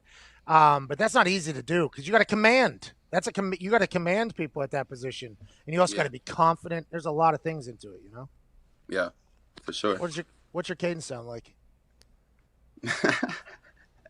You bark it? You put a mouthpiece in? You put the mouthpiece out? What do you do? I got my mouth guard stays in. I got one of the molded ones. It's the custom one, so I just. Woo! Hey, that's what happens when you're defensive rookie of the month. You know what I mean? You get the whole thing set up. I gotta be able to talk right there. Hey, Connor, what do you got? Yeah, Jeremy, Luke Keakley retired from the Panthers earlier in the year, but I believe he stayed on as like a scout or of some sort. How has he impacted you this year, and does he help at all, like during practice with tips or anything? Yeah, he helps a whole lot. Even when I first got there, like he's probably one of the people I talk to the most, just to get some type of knowledge, get from anything you can get from Luke Keakley, and just take it from his mind and put it in mine. Then that's just an advantage in itself. But as far as like taking care of my body and some of the resources that he's given me, it's so important right now, especially earlier on in my career. And he's been everything. Yeah, you got to develop your habits now, Like that's kind of because college football, high school football, it's all fun and games. You're good, but now it's like, hey, you're with the men. So now this is we were always told, and I assume you're being told the same thing. It's like, look at somebody who's been around a long time and then just get in their back pocket and figure out what they do, how they got there. The fact that you guys have Luke Keakley down there to chat with, that is quite a weapon, I'd assume. He was a maniac, dude. Like whenever he was off the field, glasses, super quiet. Hi, how's it going? Nice to meet you. Then he gets on the field, fucking nightmare out there, that guy. He was are you the same type of person? Are you a maniac on the field? What is your demeanor on the field? It's like night and day. Like I'm pretty. Oh, you're chill. a psychopath out there. Oh, okay, good. Nice. You're trying, like when you hit, you're trying to go through the ground. Like, hey, we're trying to, like you when you get on the field, you're a whole different animal. Oh yeah. Has it always been that way, or did you have to like develop that? No, it's always been that way since Pee Wee football. Hey, so you're 5'7", 120 pounds, and you're like, you know what? I'm gonna fucking bury you. Yes, that's it. Hey, you're well on your way, man. Congrats on the Rookie of the Month in October. The Defensive Rookie of the Year honor is one that you would remember forever and is obviously held in high regards. You're in the conversation, obviously, so you should feel damn proud about that. Finish off this season, man. Enjoy the hell out of the process, dude. Hey, thanks, Pat. I appreciate the words, man. Thank you for having me on. Hey, no problem. Don't get your punter killed, all right? No, I won't, man. I won't. I'll die before he dies there. Who's punting down there right now? Who's punting down there? Joe Charlton. Oh, yeah, he's a rookie too, right? Is he young? Yeah, he's a rookie. Massive leg? Oh, yeah. He got a boot.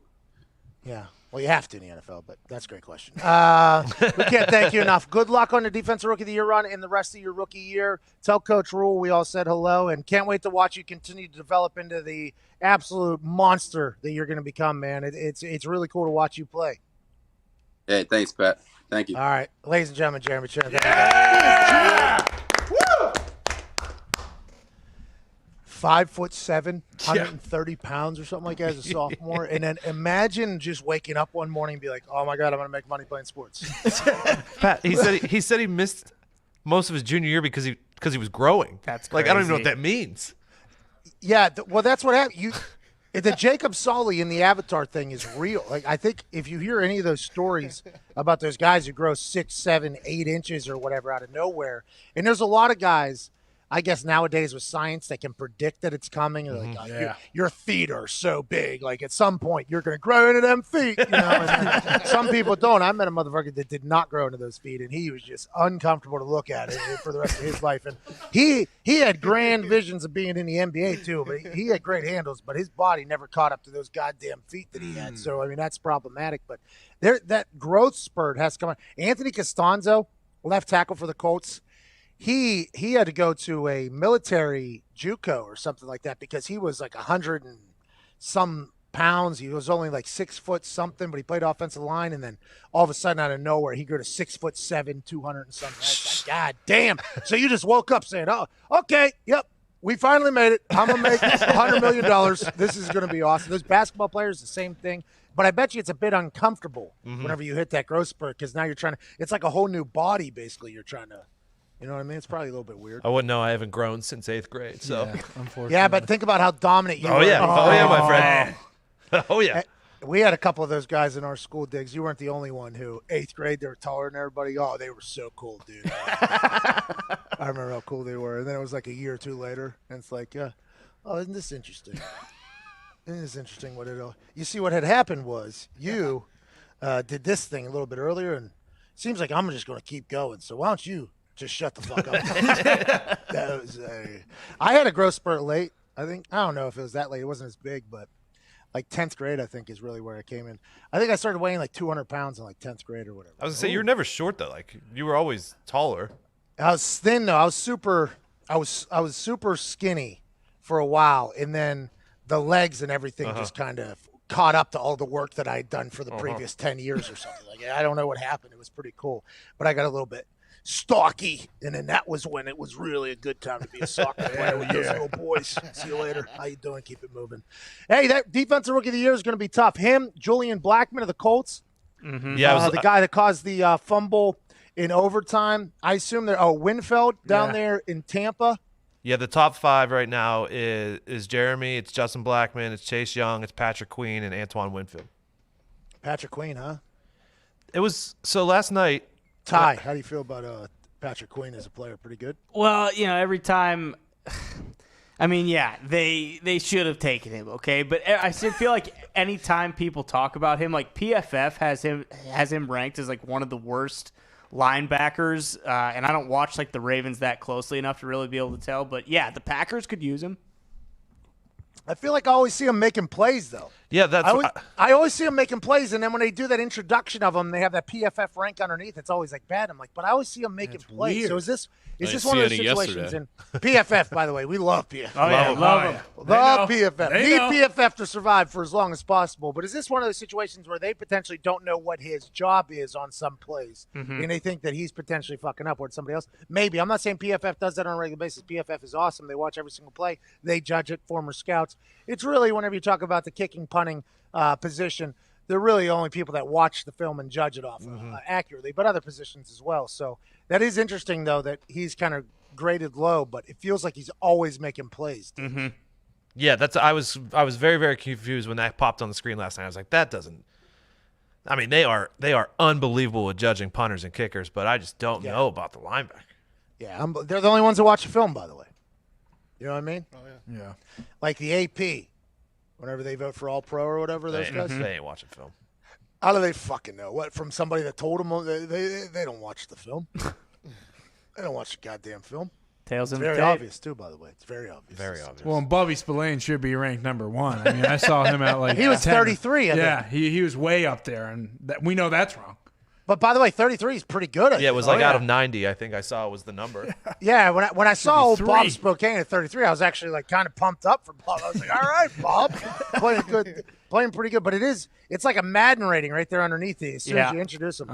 This guy's 100 out of 120. This guy stinks right here. And they almost like just draw a circle, and they're going to be making up for this guy's. And then but look right here next to him, number 1. So. These two should probably have a conversation, and maybe he should send over some information to this guy. It looks like, just like looking at the number right down here at the bottom. That has become an interesting thing because it's on every single introduction thing. Like, hey, Pat. This person is ranked worst in the world at what he does. What's going on, Diggs?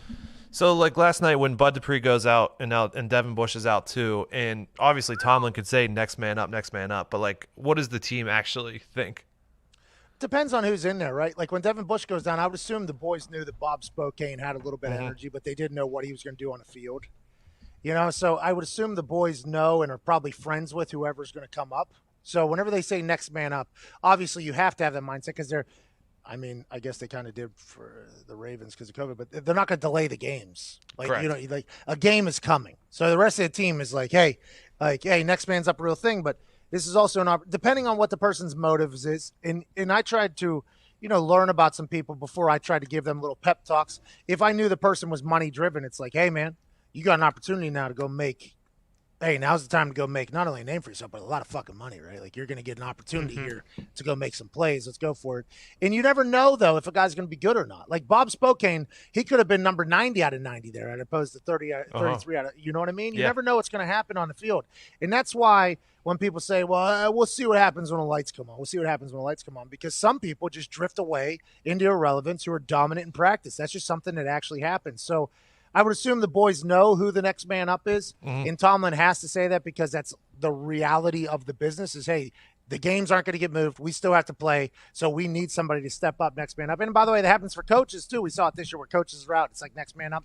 Our guy, Blaine Stewart, was going to be running special teams if old Danny couldn't get back without the game. You know what I mean? It's like, hey, next man up. You got to do your thing. So I think when you're in the locker room, the players, unless they know that the guy's shit, right, that's potentially like, next man up, but the next man is. It's probably going to be Alex Highsmith, who was the third-round pick this year. He had 15 sacks as a senior last year for Charlotte. He's made some plays this year, so like it gives us some positive thinking going forward. Yeah, but like when he made his plays earlier, right, he was probably coming in relief of somebody. Correct. Offensive lineman probably pretty tired. He was super juiced. You know what I mean? So it's like, in the 15 sacks in college, I respect it at Charlotte. Okay, I believe they're the 49ers. Yes. So he gets 15 sacks there. He's playing against Evan Fox at tackle, potentially. You know what I mean? Every once in a while. So I honestly believe that unless we've seen – the people who probably know whether or not he's going to be worth a shit are the Pittsburgh Steelers offensive linemen. You know what I mean? Like they know whether or not this guy's got it or not. Even if in practice he isn't making a bunch of sacks, but a tackle, maybe Villanueva will go like, hey, he's got this burst or he's got this. And I would assume the Steelers do a great job scouting and the defense is good. So I think probably everybody's like, all right, this guy, he's got his chance. But when you lose a guy, your franchise tag guy who has been changing games, it's obviously going to be tough. You're going to have to adjust, but they're going to have to, hey, we do not care.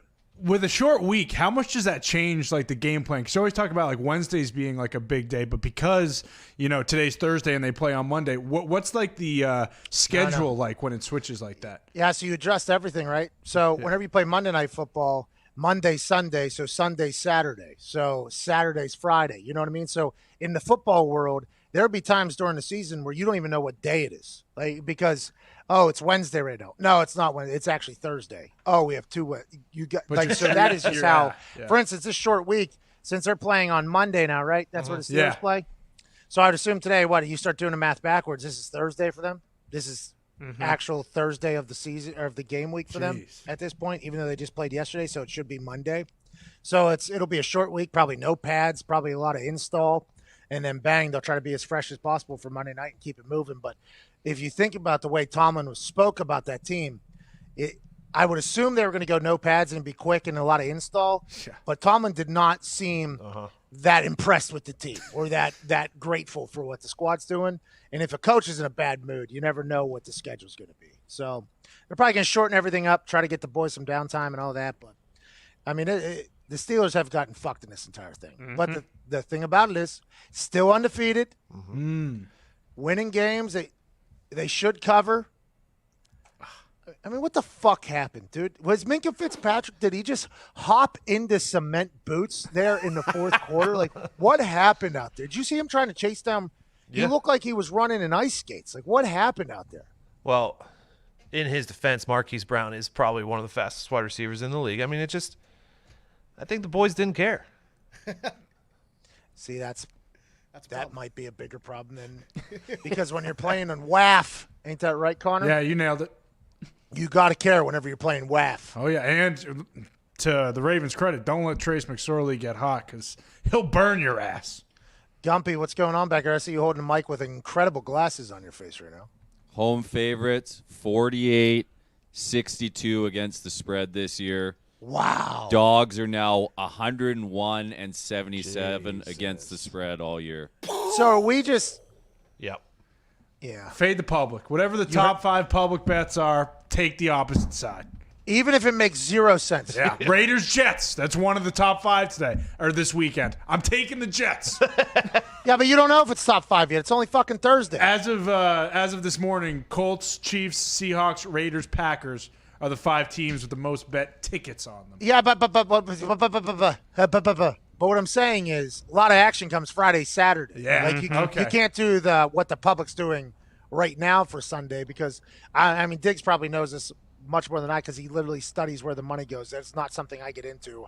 I'm a strictly now I'm going to start, but the money could change from Thursday to Saturday very quickly. All you need is like a couple people to start betting the other side, right, Diggs? Yeah, normally in past years, early in the week would kind of signify how the betting's going to go. But this year it seems like smarter bettors are waiting till later in the week because they have no fucking idea who's going to be out with COVID and stuff like that. So they're not putting their money in early. You know, and I do think that is kind of running against me with this Super Boost thing. They're asking me to put in my Super Boost Wednesday night. Can't have that. Can't do it. Can't win with it. Now, I will say we won a bunch, so like I wasn't making that excuse when we were winning. So me only making that excuse when I'm losing is kind of, Makes sense, though. Yeah, that's how it goes. It's fair. Yeah, but it's not fair for me not to acknowledge it whenever I'm winning and saying, like, yeah, but I kind of got lucky because the team that I bet on didn't get COVID or something like that going into the weekend. And I'm only mentioning it because I've been losing. But I would like to maybe have a little transparency in how that whole thing works. Like, I'm making this pick on Wednesday, and sometimes the lines are going to benefit my bets, but they don't change because we already put it in on Wednesday or Thursday. So, I mean, there's a lot to go through whenever you're gambling. One of them would be, like – does an entire team get the big C? Yeah. Well, Pat, you make no excuses. You seek no comfort. I will like to say I do believe I am one of the least excuse-giving humans of all time. Mm-hmm. I think that is something that is true. Now, I would be an undefeated pro wrestler still if it wasn't for that one match against Adam Cole. Yeah. And if I didn't make a couple rookie mistakes in there, like kick the stairs, he obviously set me up for that to break the foot. And then why am I going to the top rope? Don't need to do that. You know what I mean? Like there's a lot of things that I potentially have made mistakes for, but I don't mind just eating things, and just changing and becoming a better person. We have some breaking news here from the Woj. Anthony Davis has formally agreed. They have agreed to terms last night, I assume, but they have formally agreed to a 5-year, $190 million deal with the Lakers. CEO of Clutch Sports, Rich Paul, tells Woj that. Congrats to Anthony Davis getting a Supermax deal with the Lakers. Woo! This obviously comes 1 day or 2 days after LeBron James signed a 2-year, $85 million deal. He'll be getting paid $42.5 million as a 39-year-old man playing in the NBA, and it seems as if he's nowhere near slowing down. Bron and AD became a hell of a tag team. Nobody knew how it was going to work because anytime you have LeBron on a squad with another superstar, it's going to be LeBron's team. How will they be able to gel? Seems like down in the bubble, they came together in a beautiful fashion that I would assume a lot of people thought they weren't going to do. after winning the championship. Anthony Davis said he wanted to come back to the Lakers, blah, blah, blah. Then he takes the player option to go to free agency instead of going back to the Lakers. Everybody was wondering, like, oh, my God, is he going to go back to Chi-Town, turn the Bulls around, make them relevant for the first time in like 60 years, whenever Michael Jordan was making up stories in restaurants to keep him motivated. And now we know he did that so he could sign a damn near $200 million deal. Congrats to Anthony Davis. Congrats to the Lakers, who not only added the Sixth Man of the Year last year, the runner-up for the Sixth Man of the Year. They brought in Trez from the Clippers. They have Anthony Davis, LeBron James still locked in. Seems like the Lakers, with Vogel still on the bench, are at the top of the mountain and will be for some time. And LeBron James is just house and wine talking about it. Also, the NBA, I think they had a 9% positive COVID rate as they returned back to training camp. 9% of the players tested had positives. I think they were expecting that. This is kind of what happened whenever teams went back for the first initial of everything. Guys will get quarantined, and then hopefully they'll be able to drop that number significantly. But I will fall back on my research that I have done. And I am not a doctor, I am not a scientist, and I have not run the numbers exclusively. But I do believe athletes have survived about 100% of the time that they have been deemed positive for COVID. Doesn't mean that that number could change. I'm just saying numbers are saying that the 9% of NBA players that tested positive coming back to the NBA probably going to survive, which is good news for everybody. Yeah, it's great news. Also, the Rockets and the Washington Wizards have a massive trade that happened yesterday. John Wall and Russell Westbrook are exchanged alongside a 1 overall in the 2023 draft to change. This is interesting to me. This is very interesting. Last night I was listening to Woj talk to Scott Van Pelt, and he was basically selling that Russell wanted to go play with Bees. Brad Beal. Brad Beal, Bees. In my head, I saw two Bees. The Bees. He wanted to play again with Brad Beal. And it's like, well, didn't he just want to play again with James Harden? Like, this is an interesting thing here, and James Harden doesn't want to be there. So John Wall is going, I mean, the drama around the NBA is a lot better. Like the contract signing for $190 million and for $85 million, and the trades and the drama around the NBA, much like the MLB, is a lot better, I think, in a lot of people's eyes than the actual games, even though I'll watch the shit out of NBA highlights because I like watching freak athletes do freak athletic things. But that one's very interesting. Whenever it finally gets out about what happened behind closed doors, both in Oklahoma with Russell Westbrook and in Houston with Russell Westbrook, and now with inevitably happens in Washington with Russell Westbrook and James Harden in Houston and John Wall now being involved, that's the stuff I can't wait to hear about. It's being reported that James Harden preferred to play this season with John Wall instead of Russell Westbrook. Yeah, see, there's even more drama. Yeah. Because didn't they offer James Harden like $200 million or something like that? Oh, yeah. Huge, like a $50 million a year extension. Yeah, and he was like, I want traded, actually. Yeah. And now they're like, well, how about we just get rid of Russell Westbrook and bring in John Wall? And he's like, well, how about that $50 million a year thing? It's very interesting to see how that works. We got to get to a break here. I have, you guys saw me, I think. Oh, man. Yeah, dude. I had a beef and chat earlier, and I took out this smoked brisket thing in like 4 minutes, basically. I mean, it was deleted. 13. I think the one down here, and maybe it's because Florida, a lot of moisture in the air. Yeah. It's a lot of humidity. So, like, even when it comes out of the roasting, it's thick down here, it's a little bit warm. This one might have been roasted for 16, 17 hours. Oh, my God. I can only imagine. It was so good, Ty. I'm sure it was. Then the beef and cheddar I had earlier was so good. Ooh.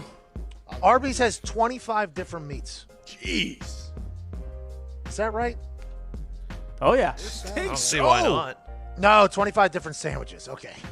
Close. 10 different kind of meats. I was in my head, I was like, there isn't 25 different kind of meats.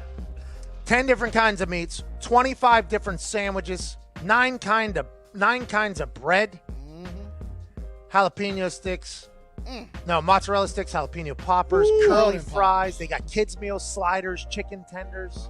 I mean, the desserts. Arby's is the greatest fast food, bar none. If you're eating at any other fast food place, you're wrong, first of all. If you think that Arby's isn't the greatest fast food, you're wrong, by the way. And if you think it's just roast beef, even though the roast beef is unbelievable, like I eat roast beef every single day. I get a beef and ched, okay, and then I get this smoked brisket. If you think that it's only roast beef, you're wrong. So any narrative that you think is potentially negative about Arby's is wrong. It is an outright lie. And I'm very proud of our show, and the town that I came from was an Arby's community. And I'm very proud of our partnership with Arby's. And right now, when you use promo code MEATS, you get free delivery on DoorDash for orders of $15 or more. So you can get the 10 different kinds of meat, the 25 different sandwiches, the 9 different kinds of bread, the matzo sticks, the curly fries, the kids meal, the desserts, the apple turnovers, everything delivered to your door with free delivery with promo code MEATS on DoorDash. I mean, Arby's is just getting better and better and better. On the other side, we'll answer some phone calls, wrap up hour 2 here. Then AJ Hawk joins us in the third hour. Big thanks to Jeremy Chin for joining us. Hope he gets Defensive Rookie of the Year. Big thanks to Cordell Stewart, and big thanks to all you for listening or watching wherever the hell you may be. This is the Pat McAfee Show, Channel 82, Sirius XM, Mad Dog Sports Radio.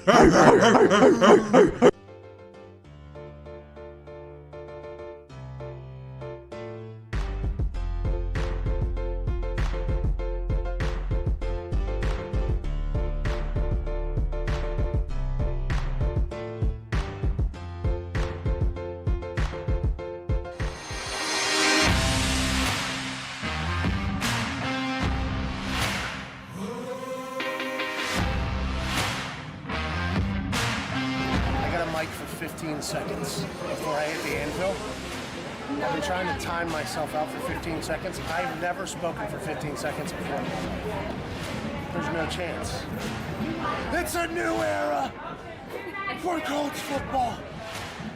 All right, let's go. You're all badasses. Thank you all for your service.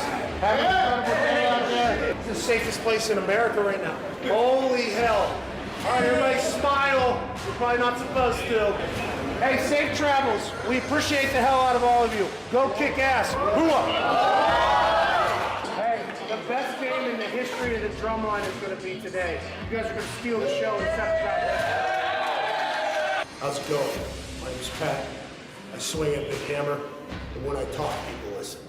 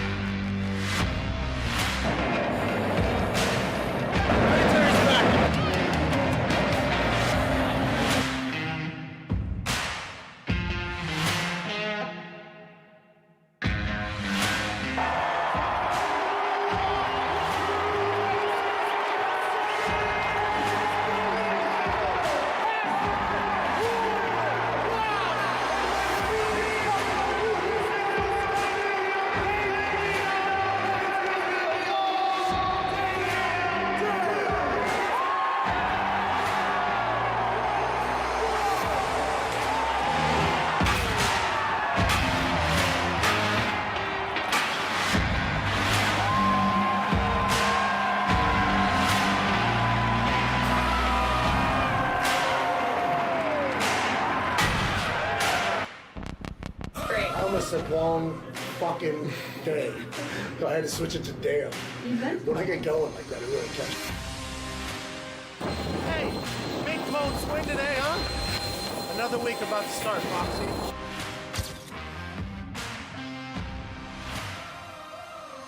Triple H texted me, said he enjoyed it.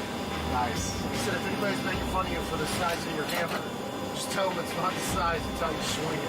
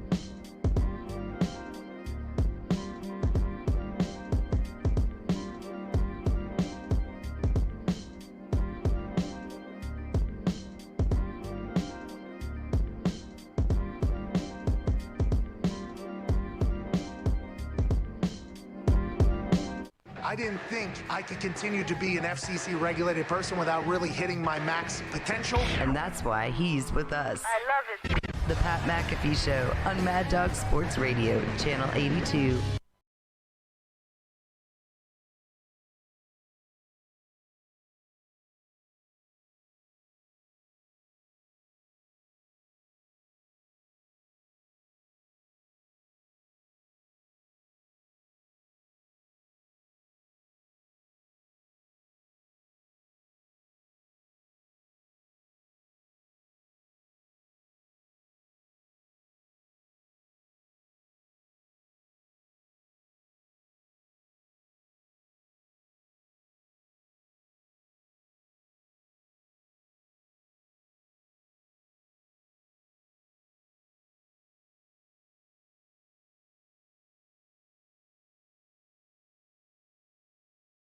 Filing a grievance against the Los Angeles Chargers for taking a golf tee and stabbing him in the lung moments before a game began against the Kansas City Chiefs, which inevitably led to this Justin Herbert run, which we have all been incredibly impressed by. He's not filing a grievance.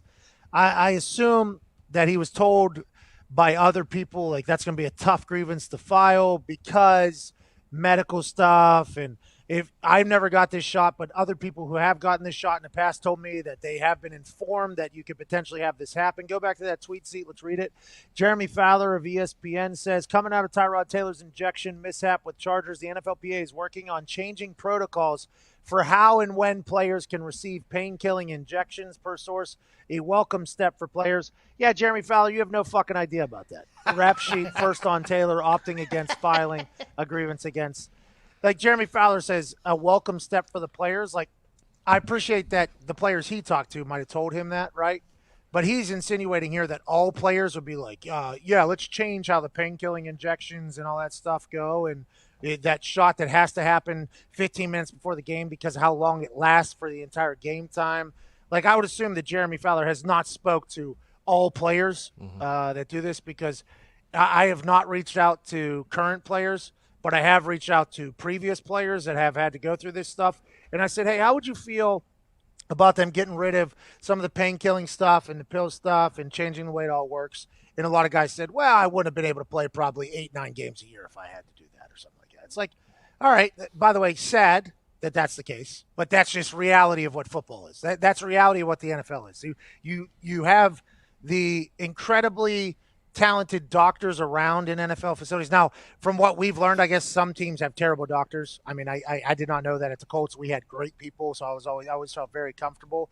But the NFL, whenever we heard about the Tyrod Taylor situation and whenever more people spoke about it, I think a lot of people learned about the amount of stuff that is used for players to get to game days and how guys play.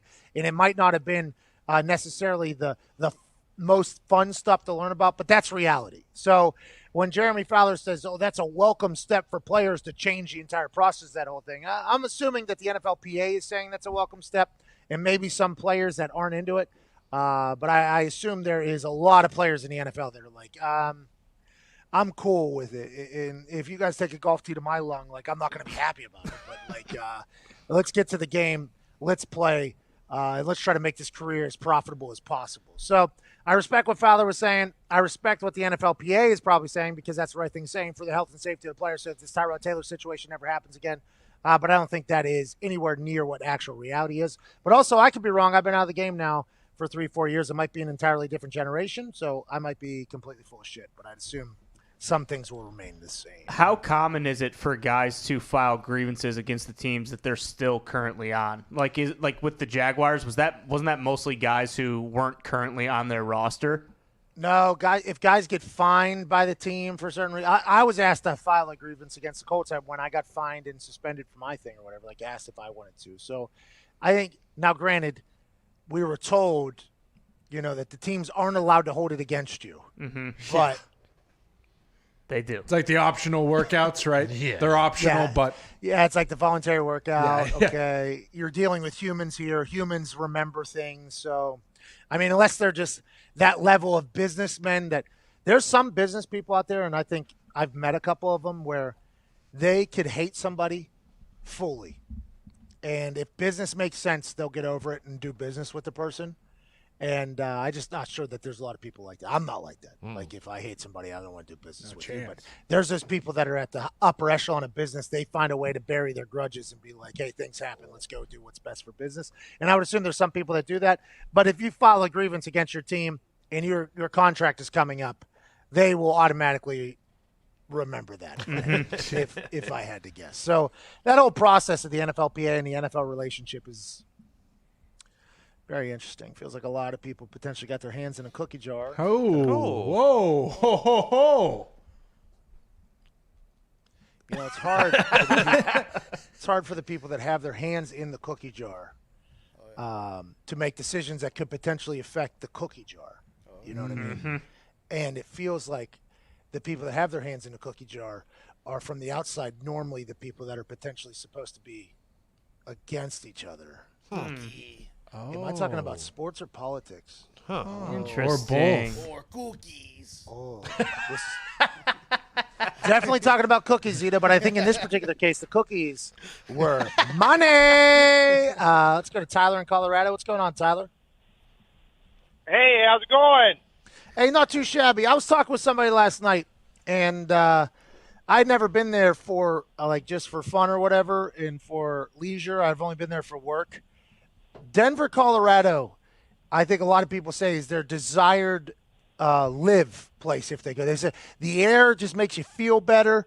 Obviously, the recreational laws are out there. It's like a postcard every way you look. And I've heard Denver, not saying you're from Denver. I know Colorado is more than just Denver, but I think the last 4 people I've talked to about like, hey, where's a dream place that you would want to live? Everybody's damn near said Denver, Colorado, which has been intriguing to me. What part of Colorado are you in? I'm from the northeast corner out here in the middle of the damn cornfields. I don't see Denver very often, but when I do, I hate it. It's a nice fucking place. There's a lot of cool shit to do, but I can't stand the fucking city life to save my life. Hey, I respect that. Me neither, pal. What do you want to talk about, brother? Hey, I was just watching the news the other night after the game, and I was going to ask you guys if you heard what was going on with the owners of the Denver Broncos. What's going on? The daughters of the previous owner are suing the trustees of the owner, I guess is how I understood it, basically just because the Broncos suck. Ayo. I don't know anything about that situation, but if that is what it says in the documents, I'm here for it. If it says you guys stink as a team, we sold you the team, thinking you guys would take care of it and manage it well. You have not done so. We would like to sue you for the money that you are currently making off of that thing. That'd be awesome. I mean, all that shit, whenever you're talking about billions of dollars, you got a lot of lawyers. And by the way, we're back into this thing. We're back into lawyers and consultants and advisors. You know, everybody. We try to buy a goddamn piece of land here within the last month. And I was told that I have to get 2 different lawyers. I have to go talk to this politician. I got to go do this thing. I'm like, I just want to let you all know I'm not paying fucking any of you. Okay? I'm buying that land. I'm not paying any of you. And all of a sudden, everything changes. Like, no, of course not. We weren't looking for blah, blah, blah, blah, blah. I'm like, well, I just want to let you know that's how it's going to be. You're not draining or sucking from my teat, pal. Okay? I know this is kind of how it works in your world. You all just kind of jump in, dive in, and just start siphoning money off of situations and all that. But not with me, because you know what? I don't want the land anymore. How about that? I'll just go ahead and keep it. Good luck selling it. We're in the middle of a goddamn pandemic. Nobody has it. Good luck. How about that? Whoa. Let's have a conversation. Whoa. It's like, well, get your hand out of the goddamn cookie jar, because these goddamn cookies are supposed to go to the person that's selling the property, not to all you bullshit. And that seems to be everything that happens in, big money worlds out there. Ty, you got accepted into Harvard. That could have been you. You could have been that guy. Nah, not a chance. I mean, my first semester at Iowa, I was on academic probation, so I don't know if that would have lasted. Hey, I'll tell you what. I was all Big East academic. My first couple. Get him. Yeah, my first couple. They have me. I have a plaque on the wall over there at West Virginia for that. Wow. Yeah, that was first semester though. That was it. Oh, grades hadn't come out yet? No, the classes were like. the easiest classes of all time. It was like freshman year of high school classes. Ooh. So I would show up at the tests, and it was like, I mean, I haven't been here for 3 weeks. I can't believe that this is very simple. Then once you start getting into the actual classes, that's when it becomes a little bit problematic. Let's get to the phones again. Let's go to Jack down there in Dallas. What's going on, Jack? How's it going? I got some college basketball locks going into the weekend. Whoa. All right, they're not better than guys. All right, this is it, Jack. This is what we'll do. You got some college basketball locks going in the weekend. We'll see what Gumpy puts out. Maybe you two become a tag team. Maybe we never hear from you again. Hey, he's my inspiration, man. I wouldn't be able to do it without him. Wow. There you go. That's very nice of you, Jack. Let's go, Gump. Maybe you and Gumpy are a little bit of a tag team here. What do you got, Jack? What are we hammering, you think? So I got St. Mary's minus 15.5 versus Texas Southern. Since 2019, they are 29-9 against the spread, 24-3 as a favorite, 15-3 as a home team, and 14-2 as a home favorite. Wow. There's some good nukes there, pal. I mean, Gumpy's just sitting back there like, how'd those fall through the... What else do you got, man? Last one, in the Big Sky Conference, so kind of an homage to Gump over there. Montana minus 2 since 2019 is 6, or wait, where is it? Jack, come on. That's when you tonight? got these nuke codes, That's tonight? you can't be fodling around. Is that tonight? This is tonight. Yeah, I'm on that too. Montana money line. Let's go. Let's get that. Double nukes. We have an overload. Thank you, Jack. We appreciate you, buddy. What was this first one, too? Something St. over Mary's. St. Mary's That's over up there. Texas Southern. Minus 15.5. That's a lot. It's up there in the Pacific West Coast. Yeah, because at the end of those basketball games, you can get free throws that could potentially just change everything. Yeah. You got guys shooting balls off the top of the fucking backboard, fouling down 10 points. He's not lying. Seems like that wasn't a made-up scenario. Brutal. College basketball is tough to bet, but Gumpy's been hot. Montana money line, he had it at minus 2. You're just taking the money line, yeah? Yeah, it's minus 115 money line right now. So might as well take it. Hammer it. Let's go to Dale in Maryland here before we have a hard out in about a minute and a half. What's going on, Dale? Dale. Hey, what's up, guys? How you doing? Hey, great, man. How are you? Zito, was that you? Yeah, I'm pretty good, man. I'm just at work. I've been on hold for a while, but it's worth it. Hey, we appreciate you, Dale. What do you work at? Hiding at work. I work at an animal hospital. Oh, nice. Oh, hey, for the brand, dude. Yeah. Oh, hell yeah, man. Hell yeah. I don't really do anything important, but it's so cool. Everything's important with pets. That's right. Dale, what do you want to talk about? We got about a minute left. Okay, cool. So I was reading this article about Aaron Rodgers. He tore his ACL in high school, and then he had some athlete donate it to him, and then it said it took off 0.3 off his 40 time. And I just wanted to talk about how much of a robot he is. That's insane, right? Jesus Christ gave it to him. That's what it feels like. He might have got Tommy on too from Jesus Christ. He might have got Jesus Christ elbow and knee. It sounds like at this point. Built from the gods. It's 2020. That's interesting. Do people donate ACLs? I didn't know that happened. I looked into it last night. You can actually donate ACLs. All right, all you slobs at home that aren't going to be worth a fuck, can you please donate your ACLs so these athletes can continue to go? We got to get to a point in the very near future, though, where ACL becomes a surgery where they just drop in a new one and guys are out for 5-6 weeks because as soon as you hear ACL, it's well, season over, God damn it. With all the advancements in medicine, I assume that's going to happen relatively soon. Shout out to the doctors and researchers who are doing that, and shout out to the person that donated their ACL to Aaron because Aaron's doing a lot more with it than that person ever would. Hour 2's wrapping up here. We got AJ Hawk in the third hour. Can't wait to chat with him. We'll talk about the game yesterday. We'll talk about the games coming up this weekend. There's no Thursday Night Football, which is an absolute bummer, but we will take your phone calls. You're going to have about 6 minutes here on Sirius XM Channel 82, Mad Dog Sports Radio. Go ahead and take a shit. We'll see you on the other side.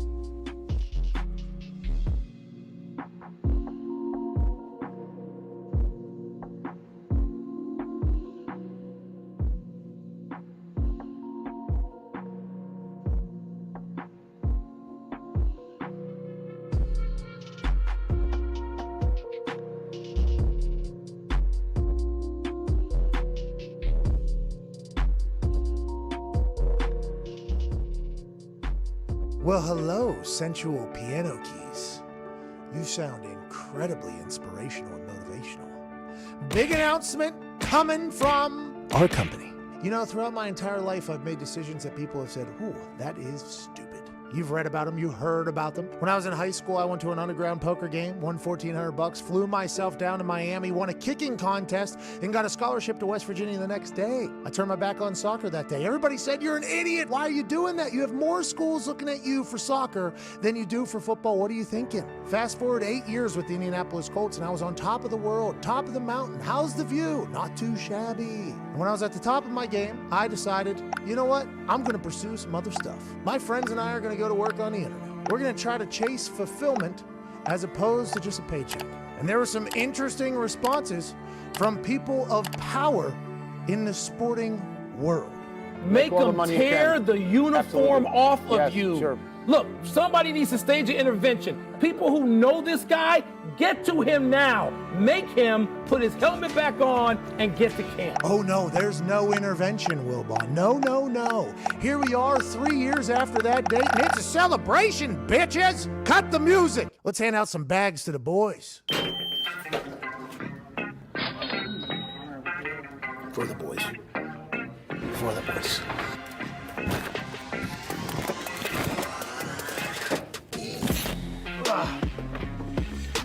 By the way, that's for you, brother.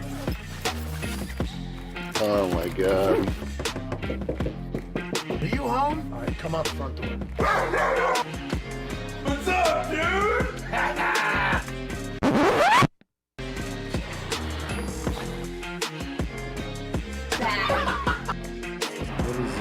What's this?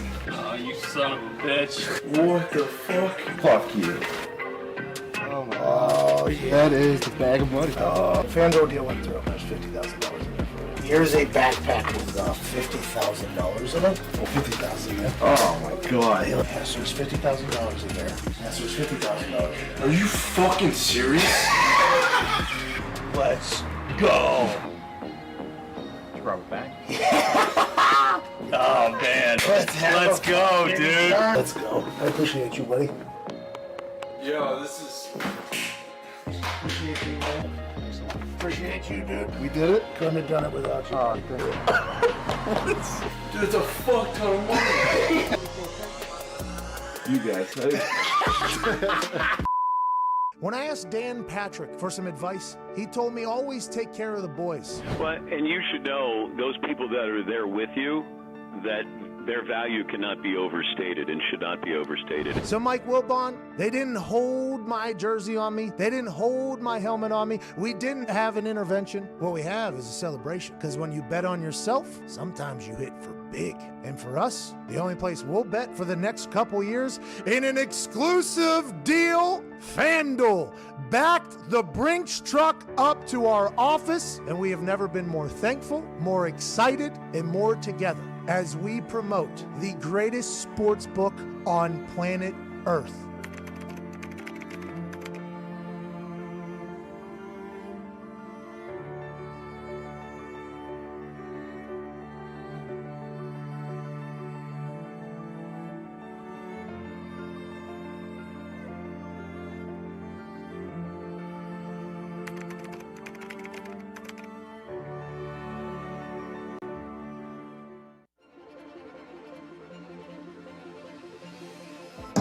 Patriots, -11. Hammer that thing as hard as you possibly can. I am a guy that moves lines with this bad boy. You know, me and this guy here, this hammer, we've been making money together for a long time. Super, baby.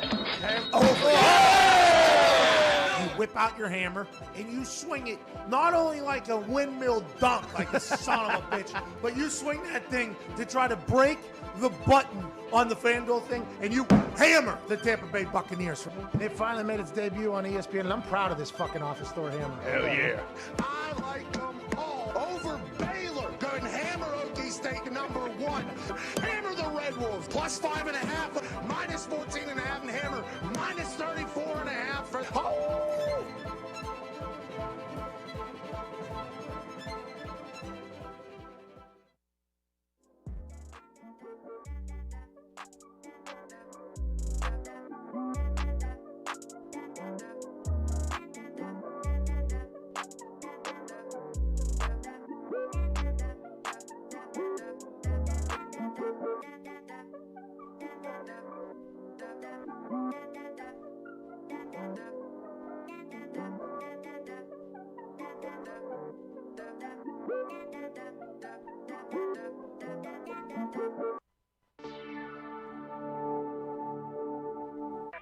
The Pat McAfee Show. There'll be no rules for our guests, for us, for the things we can talk about. Speaking his mind. I've never had a problem expressing my opinions or my thoughts or anything like that. While being relatable. I haven't had that manufactured fake-ass celebrity that a lot of people have whenever they go on those big networks. I've had a chance to really build my crew, build my following, build my audience. And ridiculous. What am I supposed to do? So I'm supposed to look at something that I can definitely afford and say, nah. Is that what I'm supposed to do? The Pat McAfee Show starts in 3, 2, 1. Hello, welcome back. Thursday, December 3rd, 2020, hour 3 of the Pat McAfee Show here on SiriusXM. Right now, fucking nailed it. Joining us, college football champion, Super Bowl champion, and a man who, you know, has one of the greatest chins in all of sports, ladies and gentlemen, AJ. Yeah! How you doing, dude? I'm good. How you doing? You didn't get beat up last night, right? You just spoke to the camera? Yeah, 7 minutes of me speaking. Thought there was a chance I was potentially going to get my ass kicked, but I went out there and just spoke the truth. Hey, the boys and I are ready for Sunday War Games, and we cannot wait. And the three badasses I have alongside of me, they ain't going to let a single thing happen to me, buddy. They ain't going to let a single thing happen to me. We're going to end the undisputed era. Yeah! Hell yeah! So what we got going on, AJ? Not much. Just watched a riveting football game yesterday at 3:40 kickoff. That looked like a preseason football game. That was an ugly, ugly, ugly football game. And yesterday, Connor, we let off the show with this. Yesterday, Connor did an entire speech about how years from now, when we're watching midday games in the middle of the week, we should remember the founding father of that. And that was what we had a chance to experience yesterday. But instead, I believe the NFL is going to be like, well, can't have games at 3:40 on Wednesday because the players don't know how to play football anymore. And that seemed like what the case was. Steelers get a win. Mike Tomlin's not happy, but that was an ugly football game. And last night after I got home after NXT, I turned on NBC. You know what was on instead of the football game? It was all recycled garbage bullshit. That show sucked too. I mean, it was just. I thought NBC was going to have an incredible lineup there from 3:40 all the way through. Game was stuck, and that Rockefeller Christmas tree lighting thing was even worse. It was a bad night there. But hey, things like that are going to happen. We're all alive, at least. That's good news. Yeah, I didn't see the tree lighting ceremony. I know it's a shame because over 7 million other people, I guess, watched that. But what I did see was something on the internet when they tried to block everybody off. They didn't want them to be able to go to when they actually lit it up, and they actually created like a little COVID tunnel where everyone cramped in trying to get pictures of when the tree got lit. Well, see, the thing about those COVID tunnels is, you know, whenever you get in the middle of one, can't get out. You can't get out. And I believe it is one where I think who the fuck knows at this point? Some 3-letter place, okay, that has scientists involved in it. They've moved the amount of days, you know, because originally it was 21 days, and then it was 14 days, it was 10 days, and 7 days. It was CDC, I guess. They just shortened it down to 10 days or 9 days now. So, I mean, nobody knows anything, but I do know if you're in a COVID tunnel, maybe the COVID just battles each other in there. And the humans just can kind of skirt by. But yeah, as soon as I saw them trying to rope things off and say, like, you can't come, and I saw the mayor, what's his name? Seems like he's done a really good job. Yeah, that guy seems like here's a New Yorker, by the way, man. Sorry, just screamed from the background. That guy fucking sucks. So, I mean, I don't live in New York. I'm not there much. I don't know if anybody will ever really go back, but he said, like, we're telling everybody to watch from home or whatever, and then the governor was doing that, and then immediately upon saying that, as soon as you hear that, you know exactly what that means. Like, oh, okay, that means that there's going to be people that aren't going to watch from home. Maybe people that were thinking about watching from home heard you say that, and they're like, oh, is that right, de Blasio, huh? Is that goddamn right? Because let me tell you what, de Blasio, I will fucking come right in there if I have to. You know what I mean? Like, that is kind of how I see it all working out. And I didn't see that part of the COVID tunnel or anything like that, but yeah, I did expect that to happen. Yeah, I think the picture I saw, they parked buses to block people off, and then the people were trying to find a way in between the buses, like the little 3-foot gap to squeeze a picture in there. I was checking the internet last night, you know, because the internet wrestling community, I enjoy whenever they get going. It's nice to kind of get them going. So I like to see what they have to say because they're a bunch of bums. So it's nice to know what they have to say or whatever. And I was seeing a lot of things that were trending, and it stung a little bit to see some of the things that people were saying about me and all that stuff. But the martial law was trending last night on Twitter, and I was like, "Well, what the fuck is going on here? Is this a form of martial arts? I don't know what do we got going on here." And I clicked on it. It turns out, I guess Los Angeles have prohibited moving outside of your house by foot, bike, car, or air. So that's I guess that is what the martial arts is over there going on in LA. But it's real confusing. I know the thing that I've seen on it is there was like a list of exceptions though, and there's a million weird exceptions to, I guess, the reason why you're able to leave your house. I don't know. Here's a good exception. If you pay the politicians in the area, you are accepted from this particular form of martial arts, is what it sounds like. And I don't think I fully understand what martial law is, but it was trending hot last night. I mean, it was Ty, you're a little bit smarter than we all are, even though you sucked in college, but you still got into Harvard. So I said, what is martial arts? Martial law, I believe, is when, basically things get taken into, everyone else's hands. There's... The military takes over. Exactly. Yeah. Karate chops. Yeah, military's giving out a bunch of karate shops. It sounds like it. The way I was reading it, I saw a lot of people in L.A. tweeting. I think they were probably the ones that were like, what is this, martial law or whatever? And the more I read on Twitter, obviously, the less I fully understood, but they're not even allowed outside their house to take a piss out there. You know what I mean? I enjoy peeing outside every once in a while at the house because I got some property. One of the really benefits of having some property is getting a chance to, as soon as you get home. And I have an active bladder. I drink a lot of fluids. Is doing it. I don't even think they're allowed to stand outside. I don't even think you're allowed to even look at the ocean, even though you live so damn close to it. It's like, I know you guys got good weather out there, but I'm not sure you're allowed to feel it. Everybody's got 70 and sunny inside of your houses over there. We're pulling for everybody. We hope everybody's safe. Is that going to stop COVID, I guess, doing that? Is that what that's going to do? That's the plan, I guess, right? Yeah, because I remember one plan was this martial arts for everybody in the country for 2-3 weeks, and that was, 10 months ago, and we're still doing this whole thing. Didn't work. Seems like martial arts is not the right way to go. We need to figure out a new discipline, okay? Yeah. What's that, Zito? MMA. We need it. Mixed martial arts. Mixed martial law. That's what we need. We need mixed. This is a sports show. Yeah. How do you tie martial law into sports? Well, I think we need mixed martial law to really attack this COVID if we want to take it down. But T's and P's to everybody out in L.A. Also, Santa Clara County, I assume, is the same type of thing going on. If you guys are locked down, we'll try our best to put some dumb stuff on the internet for you to enjoy alongside us. I will say this. We're in Florida currently, and it does feel like very different than the mixed martial law that's going on over in California. Oh, yeah? Hanging out there by the pool. I will assume, not the pool that we're at, and also it's been 40 degrees, but there's a lot of traffic still. So that's just kind of how I judge. These people are going somewhere. I don't know where they're going, but they're not locked down in their house. So I think Florida is potentially the complete opposite of that. And you could probably look for a spike in population in Florida, if I had to guess. After this entire, yeah. Everybody thought I was going to go a different way with that spike. Yeah. Huh? That's what you guys thought? Yeah. Well, I know because we know you. So the Florida boom.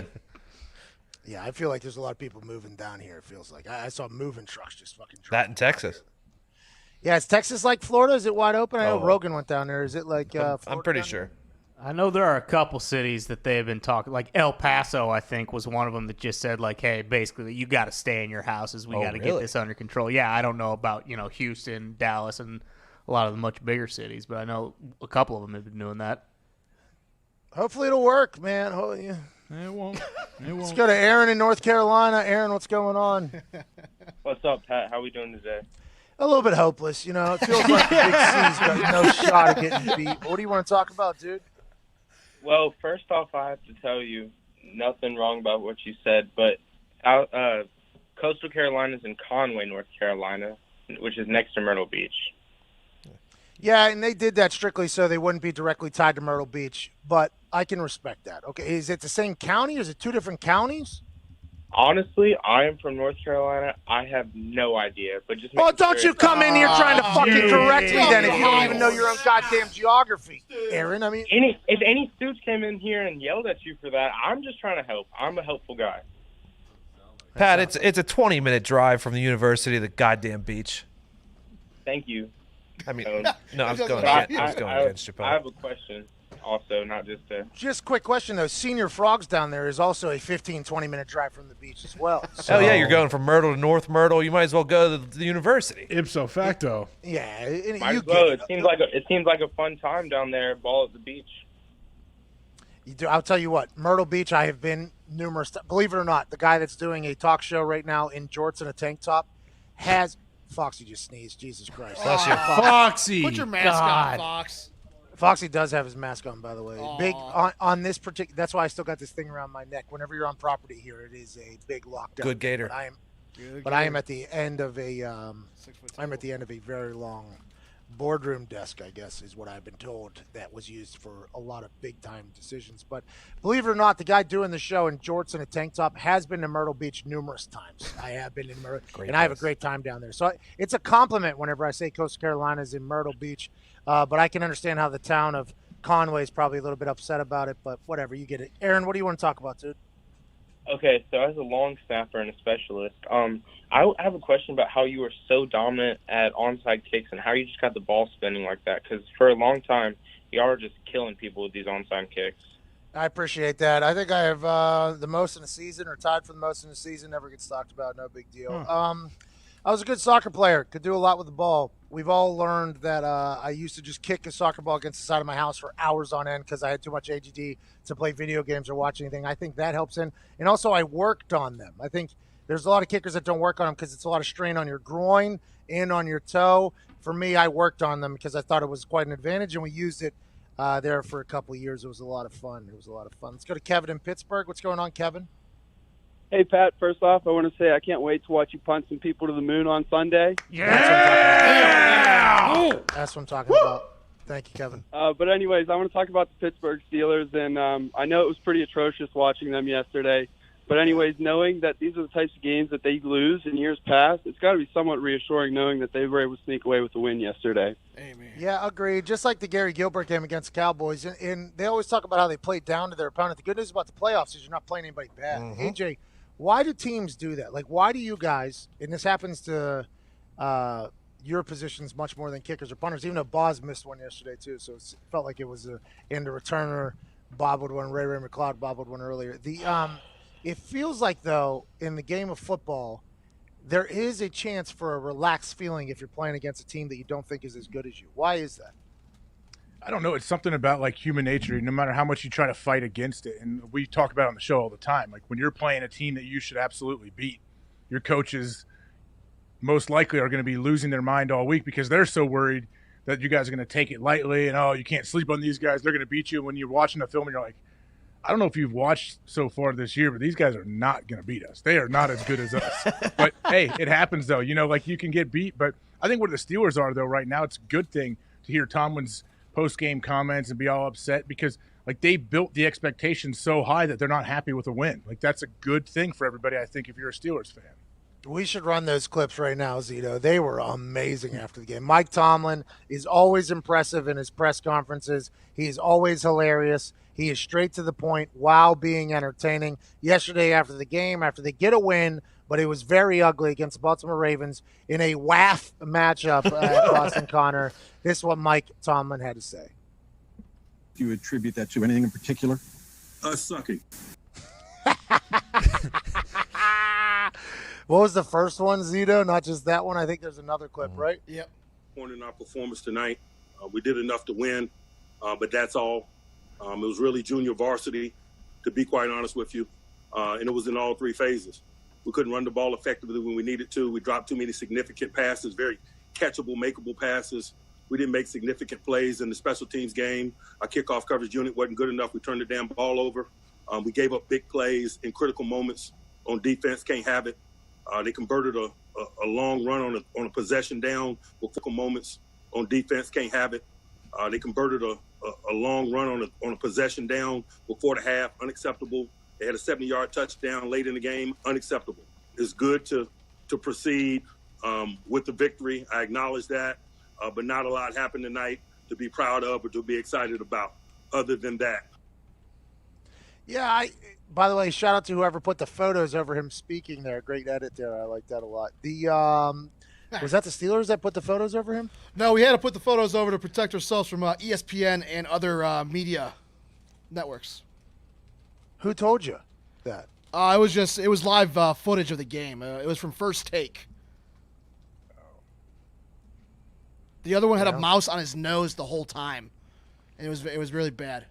Oh, Zito, I appreciate it. I like watching him speak though. Like that was I enjoy watching him speak. So he wasn't speaking behind those photos. What's that? He was not speaking. You couldn't. They were showing game highlights behind those. Yes, like Steelers highlights. Yeah. Okay, we're not allowed to show those. So that makes sense. By the way, I was in practice this morning, so you guys made the right decision. Good work there. By the way, Nick, thanks for coming in there and got it. That whole Speaking thing English. That was really good work by you. Teamwork, guys. Yeah, teamwork. Absolutely, Zito. Great work. You've been doing a great job back there. Thank you. He knows. And by the way, I love whenever a coach just dissects an entire game afterwards. 71-yard, blah, blah, blah, unacceptable. Blah, blah, blah, blah, unacceptable. This, blah, blah, blah. But it's junior varsity, by the way. You could tell that he said that about his team, but I assume at points he thought that about the other team as well. And the fact that it was a game, he was like, junior varsity, this is just not good at all. The Steelers have had a couple of those this year. They're still undefeated. This is very much like the Packers last year, how they were winning ugly, but they were still winning. So I'm intrigued by it all to see how it all plays out because, hey, you're going to get got. You just got to get yours more than you get got, though, AJ.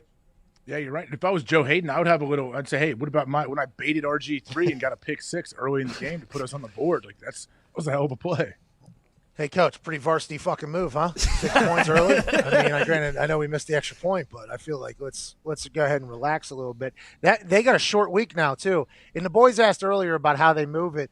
And it was like whenever you play on Monday is considered Sunday in the football world. So then Sunday is obviously Saturday, and Saturday is Friday and everything like that.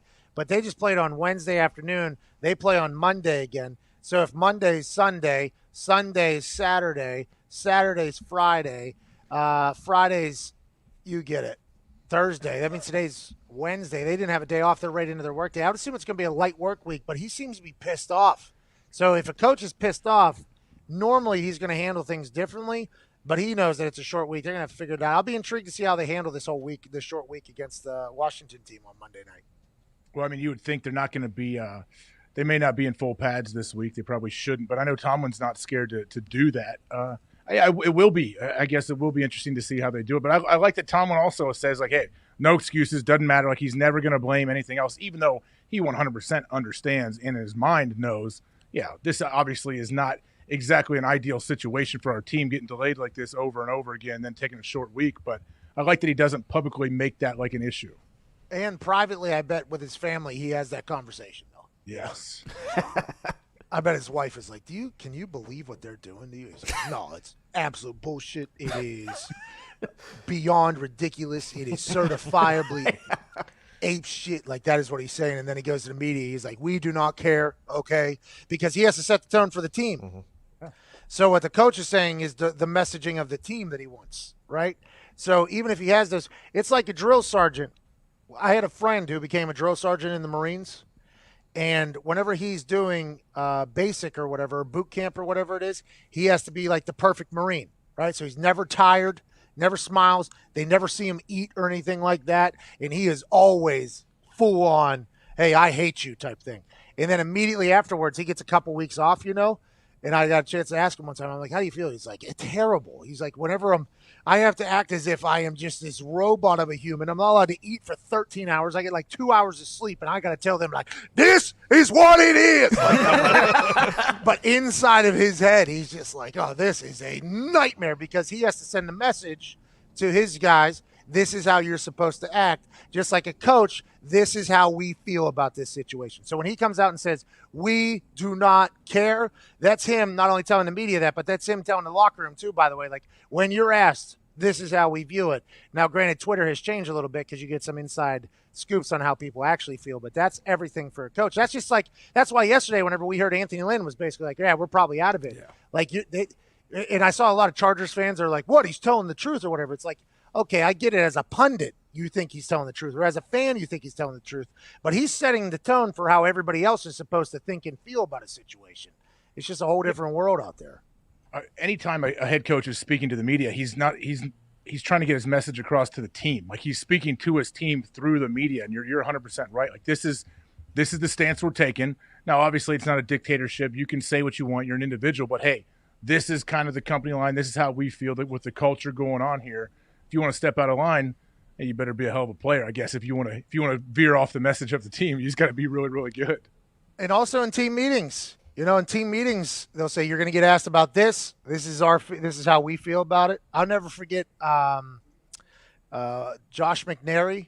He got charged with a pretty serious crime, sexual assault, a man that was in the Army for a long time and then joined our team, and he was a special teams guy. And it happened right before we're about to go into a playoffs and on a run and everything like that. And it blindsided all of us because we loved Josh McNary and he was a good guy. And Chuck Pagano, he said, you're going to get asked about this. Everybody else knows more than we do about this situation. So be very guarded with your words. Obviously, this is a very serious deal or whatever. And I, as somebody that, Josh McNary did a lot for me, okay, like in special teams, I got a chance to know him, and I liked him a lot. I went up to Chuck afterwards, and I was like, Chuck, if I get asked about this, I'm not just going to be able to say, I don't know what's going on there. I feel like this, you know what I mean? And he was like, listen, you do whatever you got to do then or whatever. So I obviously got asked about it. And I led off with, first of all, if he did this, I hope that justice is served tenfold, right? Like, if he did this, which, by the way, I don't think any of us could have seen coming or whatever, but if he does this, I hope justice is served. But if he didn't, I would also hope that this gets proven or whatever. And I think, obviously, our court system says that everybody's innocent until proven guilty. I want to kind of see that work out, right? So I want everybody else just kind of did you know more than we do. You know more than we do. We're not going to talk about it.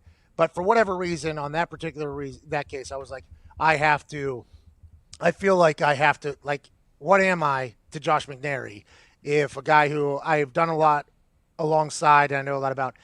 In the next morning, the local media said, Pat McAfee thinks Josh McNary should be considered innocent until proven guilty. Your thoughts, okay? And I was like, oh, yeah, I fucking created that statement. You know what I mean? I made that. So we should put it on a shirt almost. That Pat McAfee said innocent until proven guilty or whatever, And I caught a little bit of heat. Inevitably, he was innocent on all charges. There was a lot of things cooking on the back end, and he missed out on an entire playoff run as a special teamer and checks, and his career went a completely different direction, and it made zero news waves after he got found innocent, right? Actually, they were doing entire stories about other victims. We hope you're not quiet because of this outcome or whatever. And I was like, listen, I agree. Okay. I agree that there are victims and I hope they do speak out and I hope justice is served against all these assholes that do this. But the victim in this particular case was Josh McNary. And that is not getting talked about at all, And there was a couple times where I was told how I'm going to answer things, how you should answer things. And I was like, I can't do that. I'm sorry, I just can't do that. And that could have backfired immensely, obviously. And at this point, I'm pretty, I'm happy it didn't. And I'm happy he was innocent, by the way, because if he did do that, I would hope he'd go to jail for the rest of his life. But that was one of those situations where the coach is speaking, setting the tone for everybody else's thoughts.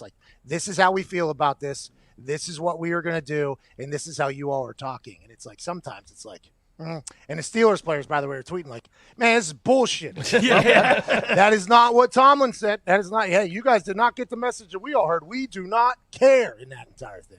It's a wild, because messaging is a big deal, especially with how many chances there are to, kind of tear your team apart if people are on different pages. Well, sometimes perception can become reality. And a lot of times perception is reality when people are looking from the outside in. But is there can you imagine, first of all, you were put in a really difficult situation there, and obviously I think you handled it well. But how about the Patriots with the Hernandez situation? Has any player ever commented on the situation? I don't know. Did the PR somehow keep that away? I don't.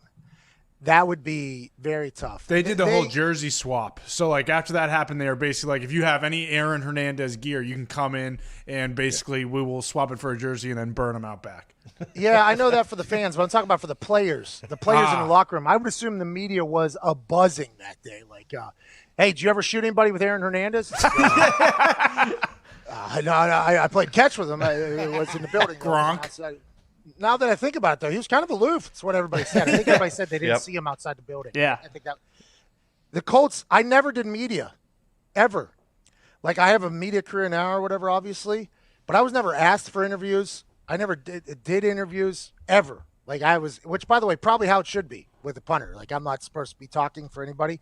But the Colts only had me speak whenever it was potential catastrophic situations for everybody involved. Like, hey, is there any way you could potentially speak about a potential gay player coming into our locker room? And I'm like, yeah, I can go do that, no problem, or whatever. And then I get in there, and it's just like a full thing. And I'm like, all right, it's my first time speaking this year. Let's go ahead and fucking make sure. All right, here we go. Yeah. Pat, nice talking to you. Yeah, how long have you been covering the team for? I haven't done media for whatever. It's like, okay, there's been some players around the league who have said that if a gay player was coming to their locker room, they would not be with it. I'm like, yeah, but that's like, what, 1-2 players or whatever. You haven't heard the other, 1,500 players that have said it'd be cool. Ignorance is always going to blah, blah, blah. You know, I do that entire thing. And then as soon as it's over or whatever, none of that gets used, right? They were just waiting for me to potentially say something that would be detrimental to how our team would look or whatever. And it's like, well, this is I'm telling you the truth. Like, if a guy comes in here and he works alongside of us and he practices and he works his ass off, it does not matter who he loves, how he feels, what he does, anything like that. It's just like, yo, we're a team trying to win and anything like that. And they're like, are you sure? You know, like that's, I'm like, yeah, I think so. Like, yeah, I feel like I got a pretty good pulse on this situation. Yeah. Well, because blah, blah, blah, who's the 7th string, blah, blah, blah, and blah, blah, blah said that. I'm like, well, I don't know that guy. And I'd assume there's potential ignorant statements coming from a lot of different places. But I can tell you the large majority of humans that I've been around, this is a much different situation. They're like, and you see the camera people just like put their cameras down, like pissed off. They're going to keep you in there. They're going to keep you in there until you give them the answer that they're expecting, right? Yeah, I guess. But the answer they're expecting was completely wrong. And I have this problem with, like, yeah, I'm not doing what you fucking want me to do. How about that? How about we play this little game called Fuck You? Huh? How about we play this little game? It's a fun little game. Let's do it. But that was the only time I ever spoke. Really, genuinely. I mean, that means that the Colts sure as hell trusted you a lot, that you were the guy that they would put out when you have, like, those touchy situations where, a lot of NFL players would not handle it well. I don't know, man. But I remember them coming up to me like, hey, is there any way you could speak to the media today? I'm like, yeah, absolutely. And they're like, it's about blah, blah, blah. And I'm like, oh, okay, yeah. All right. Not for like Pro Bowl or anything because I'm leading the league and everything. And he goes, okay, but yeah, all right, got it. Here we go. Let me go get out there on the balancing on the high wire here. Let's go ahead and just make it happen for you. No problem. Okay, thanks, Pat. We'll see you whenever the next inevitable catastrophic PR thing potentially pops up, and then we'll just go ahead and send you out there. Like, you got it. Appreciate you guys. Love you guys. Good. Thanks for giving everybody a number 1 jersey too. That's very nice of you guys, dude. We got to get to a break, bro. Hey, before we get to the break, I know we'll talk about it on the other side, but I don't really understand or know what happened with the Collinsworth situation. I'm not sure if you touched on it or not. I don't know what's happened. I know he apologized or something. I'm ignorant to what's happening, so I'd like to. Okay, so this is my first time hearing about anything. Okay, because I just got done with War Games practice. I ran into this room 2 minutes before we went live. I do not know anything about Collinsworth. I'll use the next 4 minutes during this break to look into this situation. I'm intrigued to hear what happened here. We got a lot of people apologizing now. Herbstreit had to apologize a couple nights ago for something he said that kind of got, he didn't deliver it properly in the first minute, kind of got taken out of context. He did cover it literally a minute and a half later on the show, but nobody saw that on the internet. I don't know what the Collinsworth situation is. I will look into that for the next 4 minutes. We'll also take some phone calls and wrap up this glorious Thursday, December 3rd. AJ, you're wearing just a standard-ass T-shirt today. I did not expect it. I appreciate the way you look. And we'll get on the other side here. 1-888-MAD-DOG-6. Lines are full. As soon as we answer one, you can get on through. Can't wait to talk about that on the other side and learn what the hell happened. This is the Pat McAfee Show.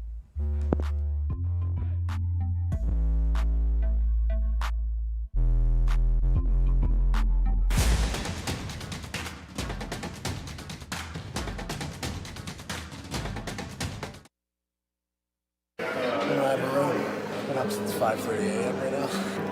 Had incredible meetings though with the Memphis coaches and the Navy offensive coordinator. Got to record a podcast too. I mean, we got nothing but time.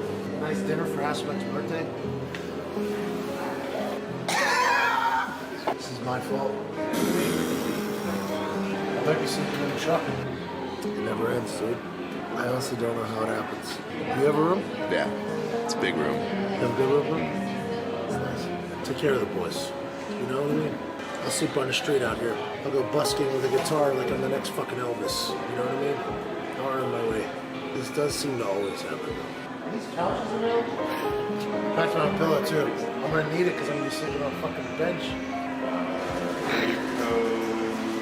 I'll go to the bathroom and brush my teeth. Okay. Thank you. Okay, bye-bye. No big deal. Just walking the streets of Memphis with my sack here and my pillow. Walking in Memphis with no room to sleep in tonight. Walking in Memphis. Right now I can fall asleep, but I fight. Walking in Memphis. Instagram models posing on stairs. Walking in Memphis. A couple methods right over there.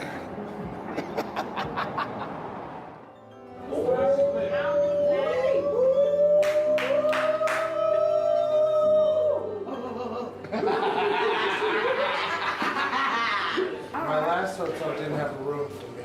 Baby, we have a room for you. Come on. Hold up. Do they set up a room for you already? I found you, baby. Hey. I got you. Hey. I got you. I got you today. I appreciate that. Once again, it's hour 14. Y'all take care of Patrick, all right? Boys, huh? King of the castle. Look, a view of the pool. All right, so now I gotta go to a production dinner and then record a podcast. Let's go ahead and do this. Just going, dude. I mean, honestly, today's tomorrow. Tomorrow was yesterday. You know, it just all kind of runs together. It's kind of a long walk. Are you kidding me? Yeah, it's a palace. This is two bastards. We're going all night long.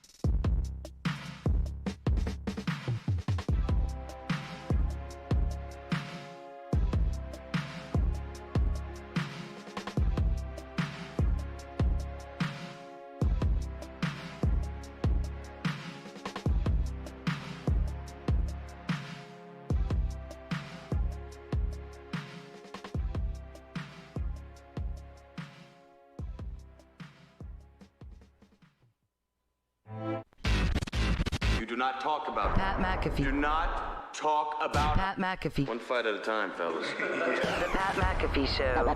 That's right. Welcome back to the Pat McAfee Show here, brought to you by Arby's. Arby's is the best fast food on earth, and I'm not saying that just because they paid me to say that. I'm saying that because I believe that for a long time, and I am ecstatic that we currently have a partnership with them. So I'm hoping to hang on to this for as long as possible because it will help my life out, because I have been eating Arby's my entire life numerous times a week, and that is not a lie. I got receipts. Go check it on Twitter from years ago. It's a real thing. They have 10 different kinds of meats. AJ, how many meats can you name right now off the top of your head? 0. Not even one. What are you, a moron? What do we got, a fucking brain dead guy? Buffoon? I mean, No, I'm just gonna let you do it, man. Can't name one. you can't name one meat right now, dude? Nope. Stooge. I mean, we'll revisit this later. But let's talk about you not being able to name one meat. They have 10 different kinds of meats at Arby's. You couldn't name one meat right there? That's unbelievable. Okay, chicken. Oh, okay. Nice. Oh! That's all I got. You like ham? You didn't just have Thanksgiving, dude? Just a couple days ago, you didn't have Thanksgiving? Yeah, I know where it's going, but yeah, I'll let you finish the read. Anyways, 25 different sandwiches, 10 different kinds of meat, 9 kinds of breads, unique sides like mott sticks, jalapeno hoppers, and obviously their curly fries are so damn delicious. Get some cheese dip in there. They got kids' meals for your kids. They got desserts. They got everything you could possibly handle, and they are available on DoorDash. And right now, for orders of more than $15, you can get free delivery with the code MEATS, MEATS, because guess what? They have the meats. AJ, that was a tough go there. I mean, did you freeze? Chicken. What happened there, dude? Obviously, I could name meats. I just didn't care. I wasn't willing to in the moment. Wasn't paying attention. Oh, okay. So you're saying I'm not playing your little meats game right now. Let's talk about what you mentioned there. Collinsworth, I just tried to catch up as much as I possibly could during the break. What are your thoughts on everything? I was asking you, honestly, I read something before I got on the show. Like he put an apology out because he said something about some Pittsburgh fans. What are you doing during the game? Yeah, I don't know if it was what he said or how he said it. I listened to the clip, and I don't know. The clip is only just the exact quote that he made. It wasn't before or afterwards. So I don't know the lead in, and I don't know what happened afterwards just by the clip that I watched. So I want to preface it with this. But he basically said something along the lines of like Steeler. It felt like what the lead in was Pittsburgh is a football town, which it is. And we weren't listening to the game, only watching it here yesterday. So I didn't even know that this happened or whatever. And he basically stated that he was alarmed by the fact, it seemed like that's kind of how he delivered it, that he was alarmed by the fact that it came off almost as, you could see how people could take it as him saying, like, even women were asking me specific questions about the football thing. You know what I mean? So you could see how they're, like, for instance, at this point in time in 2020, I think the NFL is even at a point where they're like, yeah, we have a lot of women fans. Like, we have a lot of diehard fans. So I think that was kind of the takeaway, was that, like, there's no reason for you to be surprised by the fact that we have women fans, especially in any city, that are asking specific questions about teams. So once he found out about it, he put out an apology. And Zito, I think we have the apology. Once he found out about the response that was coming for what he said, he put out an apology in his notes section. Classic. Didn't edit the photo out at all. Just kept the December 2nd, 2020 at 11:14 p.m. in the notes section at the top. Today on our broadcast, I made reference to a couple of women that I met in Pittsburgh who so impressed me with their football knowledge that I wanted to tell their story on the air. I know the way I phrased it insulted many. I'm sorry. What I intended as a compliment to the fans of Pittsburgh became an insult. I'm sick about insulting any fan, but especially female fans and journalists. I know firsthand how much harder they have to work than any of us in this industry. I was wrong, and I deeply apologize. Now, that last sentence there, 100% true, right? It is very hard to crack into football, and it has been for a long time as a female, because the statement is always like, well, if you didn't play or blah, blah, blah, kind of like the old boys club. But I think in 2020, that narrative is a much different one. So I'm not 100% sure. And just like he said, the way he phrased it, I'm not 100% sure if he delivered that in a fashion that he was meaning, it sounds like, but it was taken a certain way and offended a lot of people and pissed off a lot of people. Yeah, so I guess he thought he was giving the women of Pittsburgh a compliment, saying like they have so much football knowledge, but I guess it came across that he's saying like, oh, even the ladies know what football is. Is that what people are up? Pretty much. Yeah, yeah, kind of. Yeah, that's the delivery, I guess, is what people were upset about. And, you know, I got a chance last year to work alongside Molly McGrath, you know?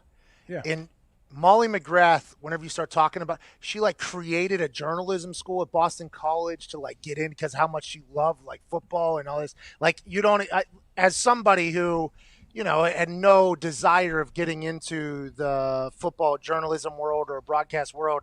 Like, that's not something I would ever known. But I believe the path that a lot of, super football nerd women that we have is a very difficult one to potentially get into the presentation of games. So whenever he says something along that side about how alarmed he is, it almost pushes the narrative that they almost don't know. You know what I mean?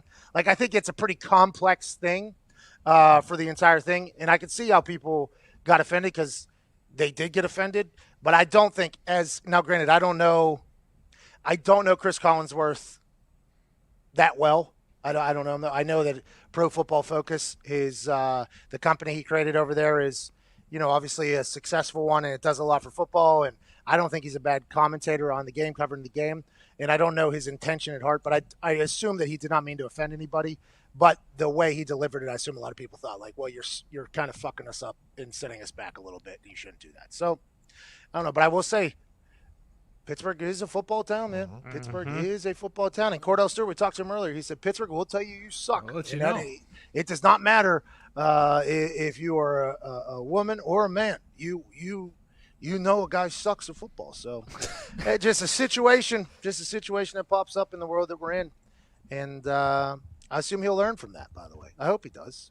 I hope we all do. He seems like he was horrified, like at the response, and like he didn't. It came out, I guess, he didn't mean it that way at all. But, hey, man, yeah, I don't know. The note section typed up apology is just classic, though. Really yeah, is. But, I mean, you can edit that photo, though. You know how to screenshot it. Way to go. Okay, let's just go ahead and drop that down so then it's, you know what I mean? Like that, obviously. When Mina was on our show, Mina Kimes, she's one of the hosts of NFL Live, like one of the voices of the NFL on ESPN.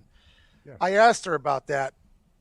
The reaction, and I saw some comments that were being said to her, and now granted, it's not just like I get bashed by people too whenever I'm talking about things, but the things that are said towards women in sports and in football are just, they are, there's some terrible trolls out there. Ruthless bad things. In Mina, whenever I learn whenever she's talking, I completely learn whenever, and I think she's great for the game, and I'm happy that she didn't get scared away by assholes saying things. You know what I mean? And I assume at some point here in the next few years, or hopefully, that won't be a thing anymore. But how about her winning that $1 million for that goddamn? Yeah, awesome. Who wants to be a millionaire? I saw something about that. What he called her to be like a lifeline. Was that the show? Yeah, it was a presidential question about who was the first president to have electricity in the White House, and he had it down to two people, and the one president he thought it was, Mina was like, that was in the 1800s. I don't think she immediately buried what he said on the phone call. And then she gave I'd say it's insert name of the president. I forget which one it was. And then the hang up happened immediately afterwards, and it's for $1 million. And then that guy had to do a full on, he did a 5 to 10 minute dramatic play out. What am I going to do? What am I going to do? And he hit for $1 million. First celebrity to ever hit for $1 million, I guess, which is pretty awesome. Who knew that show was still happening? Oh yeah, they brought back a celebrity one. With Jimmy He's a Kimmel. chef. Was he a chef? Mm-hmm. Mm-hmm. Yeah, he's a chef. Is that the easiest profession to become famous in, by the way? What are you laughing about back there, dude? Nothing. I'm agreeing with you. Probably. It feels like there's a lot of chefs getting some pop. You know what I mean? You just have one signature dish, and then you just kind of take it to the top. And then you open 65 restaurants. Rolling it. Just one. Forever. Just one signature dish. I didn't know who that guy was, though. I assume he's a great cook, but I'd be okay putting my wife up against any of them motherfuckers in whatever. I almost want to I want to tell my wife what do we got to do? We just got to put a camera on you, have you speak in a very boring fashion, and then we fucking put it on you're all of a sudden a television chef. Is that what we do here? Make a cookbook, maybe. Just send some tape to the Food Network and just see where it goes from there. Like Renee Young from the WWE, she's put out a cookbook. I assume it's very, very good. I hope that she does very well. But I grew up in a household where, and Jake can attest to this, my mom nor my dad cooked. It was not a the McDonald's and grilled cheese sandwiches a lot. Ooh. Yeah, bingo. And cereal, Jay. Fucking don't forget cereal. The cereal. Sorry. Yeah, please. God damn it. We just had Kirk Cousins on yesterday. Have a little bit of respect. Would have ate this all day. The whole goddamn day those cinnamons would have been taken down. But the with Sam, my wife, she is when she makes something, I feel like I'm at a restaurant, you know? So I come from a house where there isn't a lot of cooking or whatever, and I hear all these, you know, you see all these celebrities and these celebrity chefs, they really feel themselves too, these motherfuckers. I mean, they have quite a, not all of them, okay? Obviously, whenever you paint a broad brush like that, people get very pissed off, but it feels like the chefs have an arrogance about them, a certain arrogance about some of them, not all of them. Are you coming at Super Chef Bobby Flay right now? You know, Bobby Flay, what he did to fucking Ari Gold, man. Yeah. unforgivable. Yep. Okay, unforgivable. And I assume Bobby Flay is really good at what he does and that all that stuff. But I'll go to a high-end restaurant that probably has some super famous chef or whatever, and then I'll go to my house and I'll eat something that my wife made, and I'm like, I feel like my wife probably made this much cheaper and much better. Why are you not a fucking famous chef? And then I start looking into it. It's like, oh, it's all just a bunch of bullshit marketing behind it. Oh, okay, that makes a lot of sense. Oh, you mean like Guy Fieri? Yeah, just dude. I mean, there's no need for that. Get her a catchphrase. Have her dress like an asshole and tell her to say that's gangster all the time, and she's set. Guys, this can't happen. Okay, Dude. we can't be burying Guy Fieri. All right, it's Triple D. Can't have it. He's got his own town. Pat, I got a question for Connor quick. His own town. Hey, Connor, are you there? Yeah, I'm there. Yeah, he's Connor, so dumb. Didn't you used to wear orange Crocs because you're a big Mario Batali guy? I have no idea who Mario Batali is, AJ. But no, I don't wear Crocs. I'm still working my way into the game, all right? You couldn't even think of bologna earlier. You couldn't even name a meat. I don't think Arby's has bologna. Bologna, huh? But that's a meat. Bologna's a meat. Everybody knows bologna. Actually, I believe it. Hey, Mario Batali's that redheaded Italian, right? Yeah. Yeah, he got into some hot water. I know Mario Balotelli. That's who I thought you were referring to. I know him. What did the hot water guy do? Pasta? what did he... No, I believe he got Me Too'd pretty heavily. Dunked on big time. Oh. See, that's that arrogance that we are referring to, that whole thing. Exactly. Where's he from? He's from northern Italy, huh, Nick? Because how pale he is? Yeah, I don't know, maybe, but it's always interesting. AJ's the one to bring up these types of situations. Yeah, it really is. I was thinking of celebrity chef. He's one of the celebrities. Guy Fieri, Mario Batali, the other redheaded gentleman you mentioned earlier. Like those are the guys that pop into your head, like that you saw on TV. What about Gordo Ramsay? I will every once in a while. Gordon Ramsay. I like him a lot, by the way. Hell's Kitchen and all that. I love that man. That is a man. I don't know how his cooking is. His food probably tastes like shit to my palate. If I had to guess, just by watching those shows that he puts together, I would hate every. I mean, by the way, maybe that's something. I hate all those types of meals, so maybe that's why I have this hatred, because my palate is such a basic one, because Jay just explained our entire childhood basically with, you know, McDonald's, pizza, grilled cheese, and cereal was basically my entire livelihood. But whenever I end up accidentally at one of these events where there's numerous notable people, I fucking hate it every single time. And I might have met, I don't know, 50 different celebrity chefs, and I'm like, what does this even mean? Oh, you have 2,000 followers on Twitter, you're a fucking celebrity chef? My wife has more followers than you and cooks better than you. Why isn't she fucking walking this goddamn red carpet right now? Everybody needs to get over it. And I think that's the easiest thing to get famous in, is the celebrity chef game. I think that's the easiest one. You pow, ping, poom, this tastes like shit, but yeah, you're not sophisticated enough if you don't like the way this tastes. And then bang, I'm I think that's all con. I think that's a big con, the chef thing. I'm happy we got to this today, by the way. I did not know this was a take that I had. I'm here, though. Yeah, good to know. All the way in on it. How do you feel about the chefs like that? When you talk about ego, when they say, I know there's some certain fancy restaurants where you can't alter the menu at all. You can't be like, hey, can I get this with no cheese? And they would like lose. They'll kick you out right then. I went with, I rode the coattails of some people that had a lot of money to certain places, and I think we went to certain places just so these people would see how I react in these places too. You know what I mean? Like putting me in certain spots just to see how this whole thing goes. I went to a place where they had the fucking menu already set, couldn't change anything. This is what you're getting for an appetizer. This is what you're getting for a meal. This is what you're getting for a dessert. It came out, it was this goddamn big. So I was like, can I get 3 of these? Like, what is this? Can I get that without? And it's like, don't you even think about putting salt on that. Are you kidding me? What did you just say?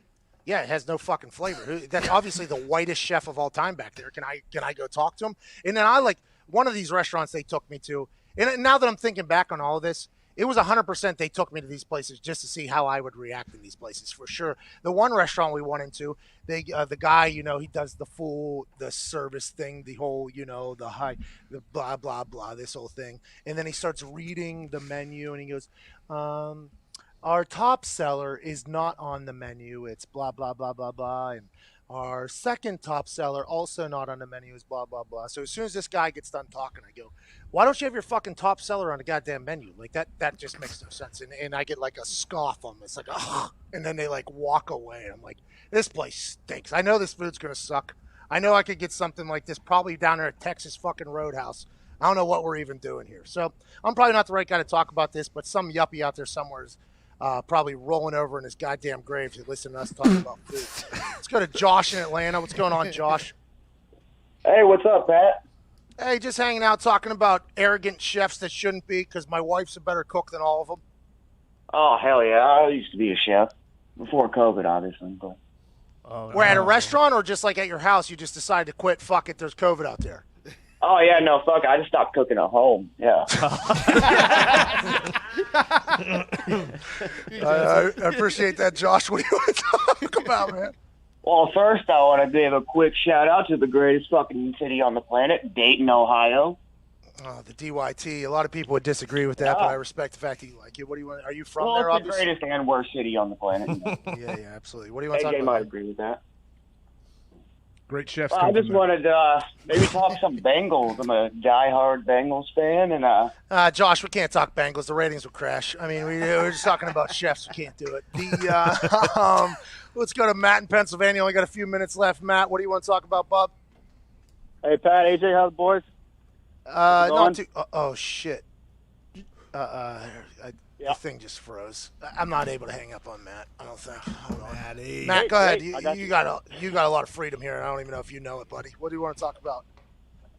Good luck this weekend in the cage. But just want to talk about, Chris Collinsworth, that mush mouth, did bring up the fact that Big Ben's release now has gone from 8 seconds down to 2 seconds, which is the fastest quarterback to release the ball.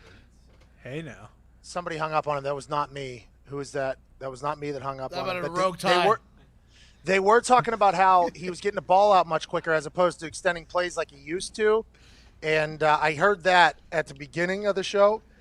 They were talking about how the Steelers are getting the ball out much quicker than they ever have in the past, and maybe this will save Ben from taking some big shots. And then on that first drive, he ate a linebacker right in his mouth while throwing the ball. So obviously got to adapt and keep things moving. But let's go to Mike in Maryland. What's going on, Mike?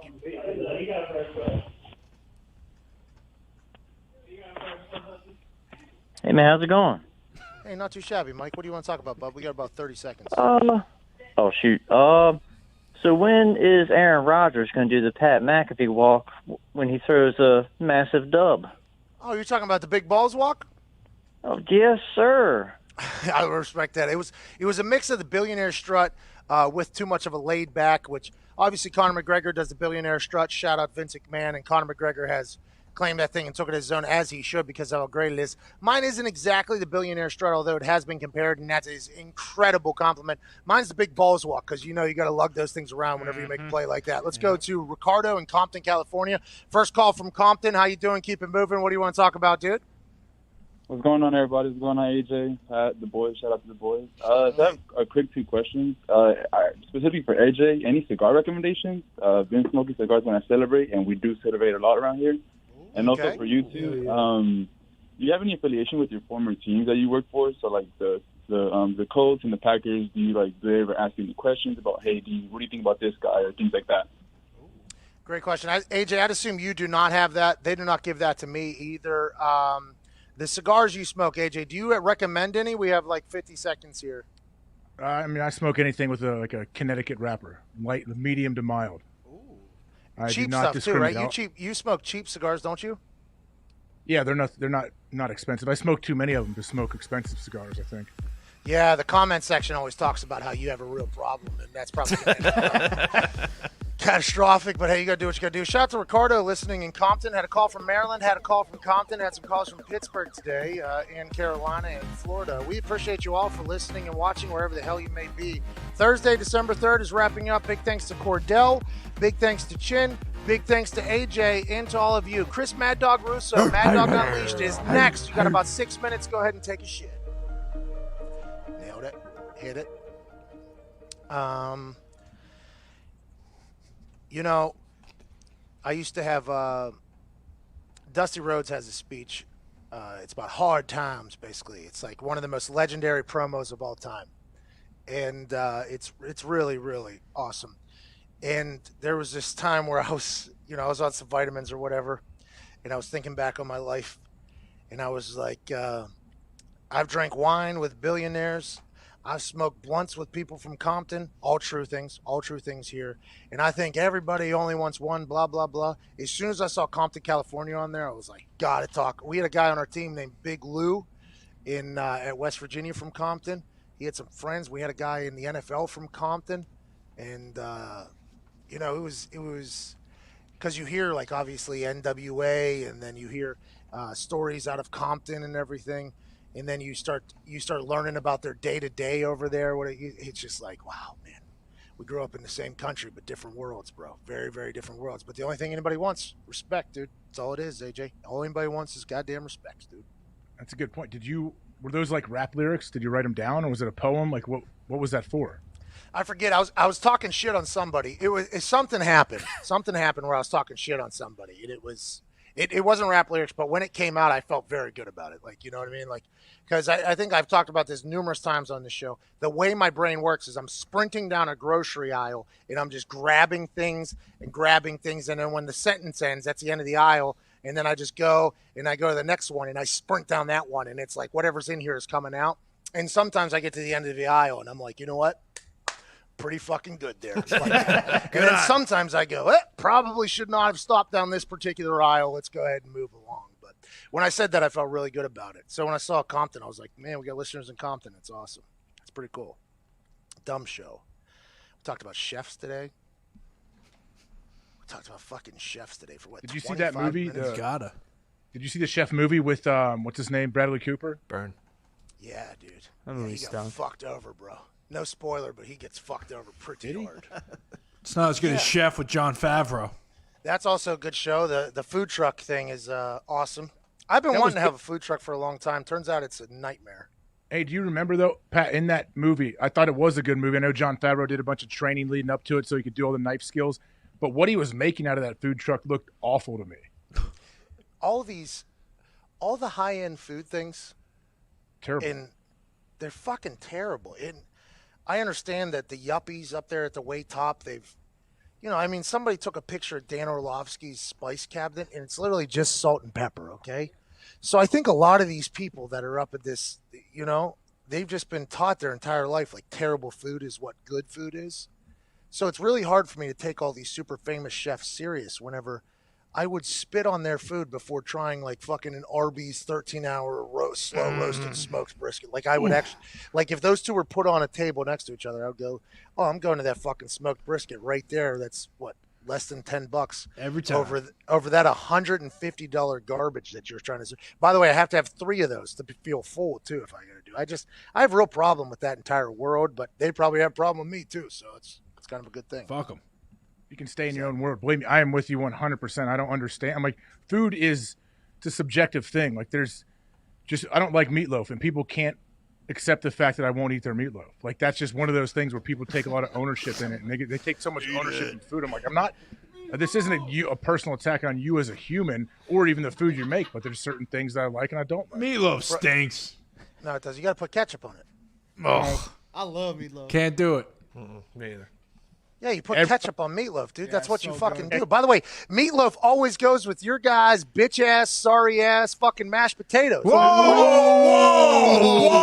Hey, you won't hear a bad word about meatloaf coming out of me. But, AJ, who are all these people trying to force-feed you meatloaf? Eat my meatloaf. Hey, I'm going to tell you, just start paying attention a little bit, man. If you just mention meatloaf, 92 people around you will be, oh, you don't know my meatloaf. I put ketchup in my meatloaf. Oh, I put brown sugar in mine. I'm like, that sounds amazing. I will never eat it. I promise you I will not try it. Hey, Jay, what did Sally McAfee? She made meatloaf one time. And it was so bad. So bad. But we felt so bad. So we waited for her to leave. And my dad took it and put it in the woods. That was actually lasagna. He I said think. he thought that the deer might die from eating it. Wait, does she know this story?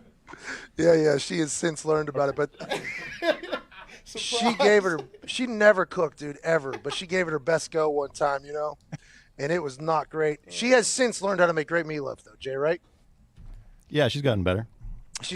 But this is like her first go. I think somebody she maybe met at work or something, like gave her a recipe or something, and I don't know. It wasn't a yuppie person that gave her the recipe, but it was a terrible, terrible meatloaf. And my dad basically was giving me and Jay the look, like act like you like it, because your mom gave an attempt here, and like she gave an attempt here. And I was an asshole kid, so I probably didn't sell it as well as I probably should have. But as soon as she left the house to go do whatever, maybe a walk or something like that, Dad just took it right out the back and just fucking dumped it in the woods. I remember laughing at her or whatever, and he was like, "Yeah, you're laughing now. Let's hope it doesn't kill all the goddamn deer." And I was dying. Did Sally like it? What's that? Did Sally like it? No, you gotta my mom worked her ass off, right? Yeah. I think that is much more normal than not, Yeah. Like my mom worked and my dad worked, so it wasn't like the first thing on my mom's mind was like, I got to feed the family here. Like her thought was like, all right, we got to work so we pay the goddamn bills here. And then whenever she got home at night, it was like, instead of just going straight to cooking something, she was like, oh, let's maybe enjoy conversation or something like that. So I don't know. And anytime she did cook, she didn't eat really, I don't think, we ate first. And maybe it's because she tasted it while she was cooking. She's like, I ain't eating this shit. But it was like I always have a lot of respect for my mother, the amount of work she put in. Oh, yeah. But as I learn more and more as I grow up, it's like it was very different than what a lot of people experience, Why did he feel like he had to throw it in the woods? He couldn't take it in the big trash can outside? He thought she might see it? Yeah, he was trying to do he was trying to shred it, to make sure that she thought we ate the entire thing because it was so good. I think he was doing like a super oversell afterwards too about how he finished it because it was so good and everything like that, And my mom catches on to bullshit very quickly. So I assume that turned into a brawl between those two that night of words, I assume at some point, if I had to guess. Jay, do you remember that? How I had to be 8 years old, maybe 9. That's how big that night was. Yeah, I remember it, but I don't remember how old we were. I mean, young. They all kind of blend together when we were young, yeah. Yeah, we were young, but that night was fucking epic, dude. I remember just crying laughing because it was a big deal. My mom was cooking. It was like, it wasn't a holiday or anything like that. It was like, it kind of was, I guess. And then we tried it, and it was just like, everybody's like, oh my God. It was amazing. It was absolutely amazing. Let's go to Salt Lake City. Zach, what's going on, dude? Shout out to BYU playing Coastal Carolina this weekend, making a game happen. Unlike the Big Ten, you guys are making plays. I don't know if you're a BYU fan or not. What do you want to talk about? No, shit, man. I'm a University of Utah fan. Still going to U, finishing out my finals, actually. So I'm taking a little break, calling into the show. Hey, good luck on your finals, bud. We hope you do well. Are you a Mormon? I'm not. I'm actually originally from Los Angeles. I came out here. I actually played football up at the U for a year, and too many concussions, so had to stop doing that. Got the rest of my life to live, and I don't want to be brain dead by the age of 30. So figured Smart, I should because stop we asked AJ to name a meat earlier, and he couldn't name one. So that's probably the right idea you made by retiring like that.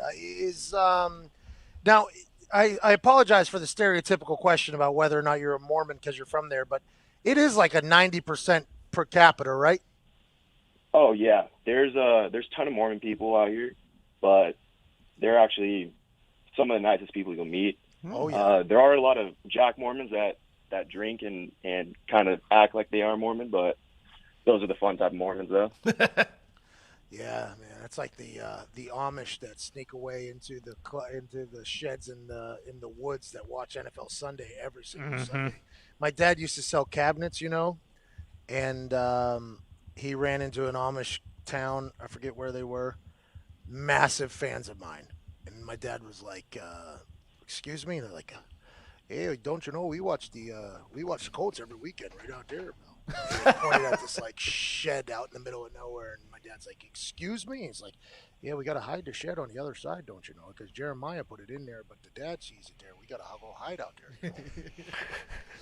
I told my dad, I was like, "You got to get me out to a fucking Amish shed on NFL Sunday. I have to be out there. That's probably electric. I would assume the Mormons that go against the they are probably pretty wide open as well, if I had to guess. What do you want to talk about, Zach?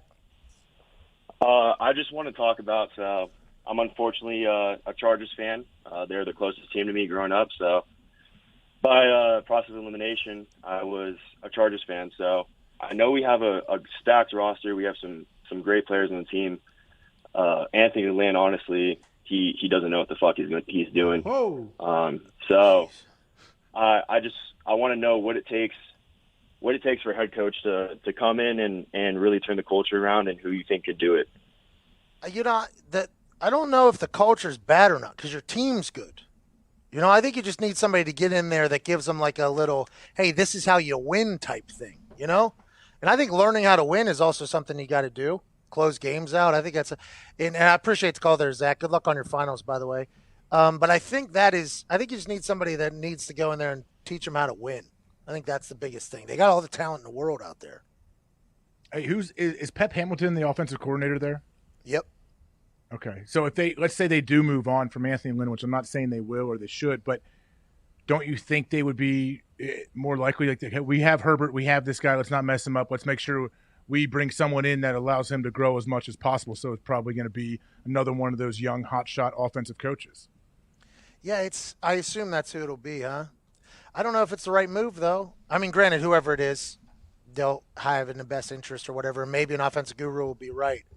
But I think they need somebody, I don't know, a little bit of swag. What's that? Adam Gase, he might get that guy. Yeah. Oh, yeah.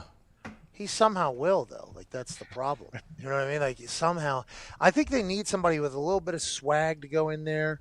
A little bit of, like make them all believe in themselves. Like, I think that is, and obviously that type of bullshit can get seen through, so it has to be a genuine person like that. Like, I think that is who they need over there. Let an offense coordinator, maybe Pep remains as the offense coordinator because it seems like they've had success. And I don't know if you need to make many changes across that team. You just need somebody to get in there and tell them, like, yo, hey, we are the team. Like, that's what we are. Like, let's go ahead and do this. Now, granted, they have the Chiefs in their division, so that's going to be tough. But I think that's what they need, personally. I might be wrong, though, AJ. Hey, let me ask you a question quick. If you were, let's say you were a head coach and candidate, like, and you had multiple teams kind of vying for you, they wanted you to come be their head coach, and you saw a job like the Chargers, and say you had a Patrick Mahomes and the Chiefs in your division, would you lean towards another team because of that? Well, personally, right now, I would lean towards the other team strictly because the mixed martial arts law that they got going on out in L.A., and who knows when that's going to end.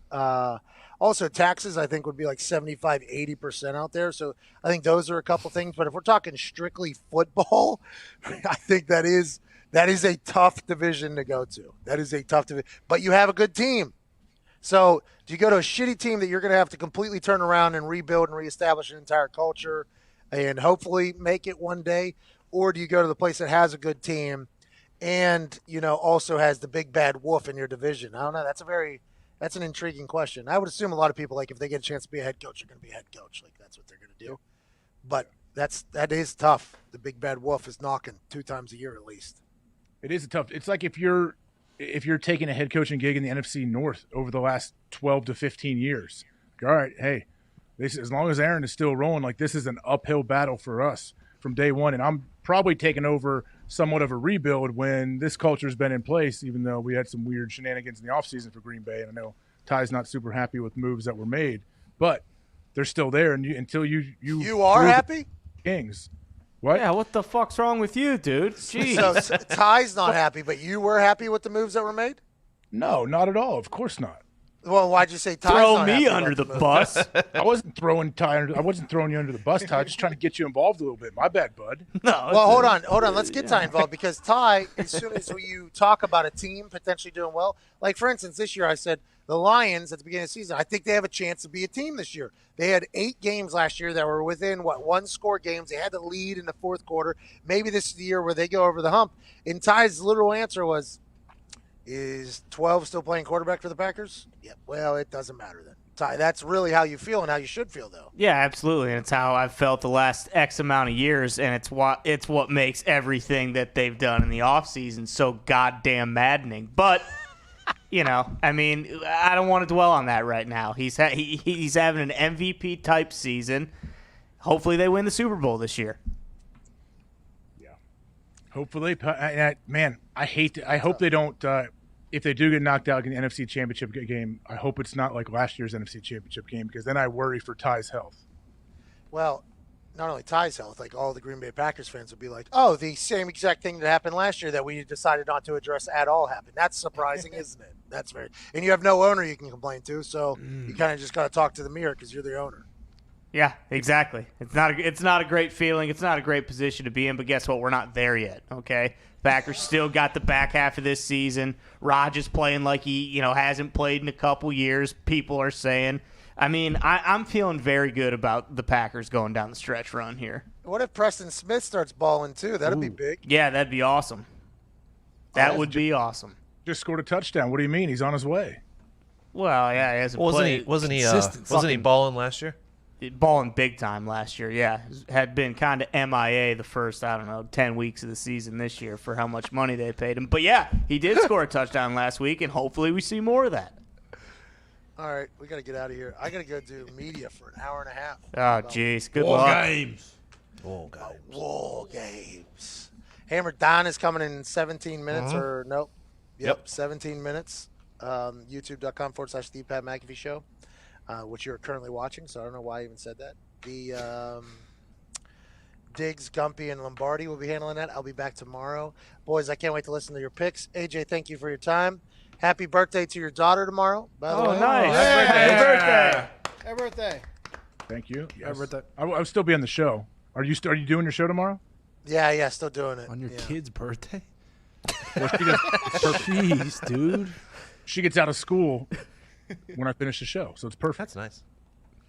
What type of half-ass bullshit school she go? Oh, 3 o'clock is the out time.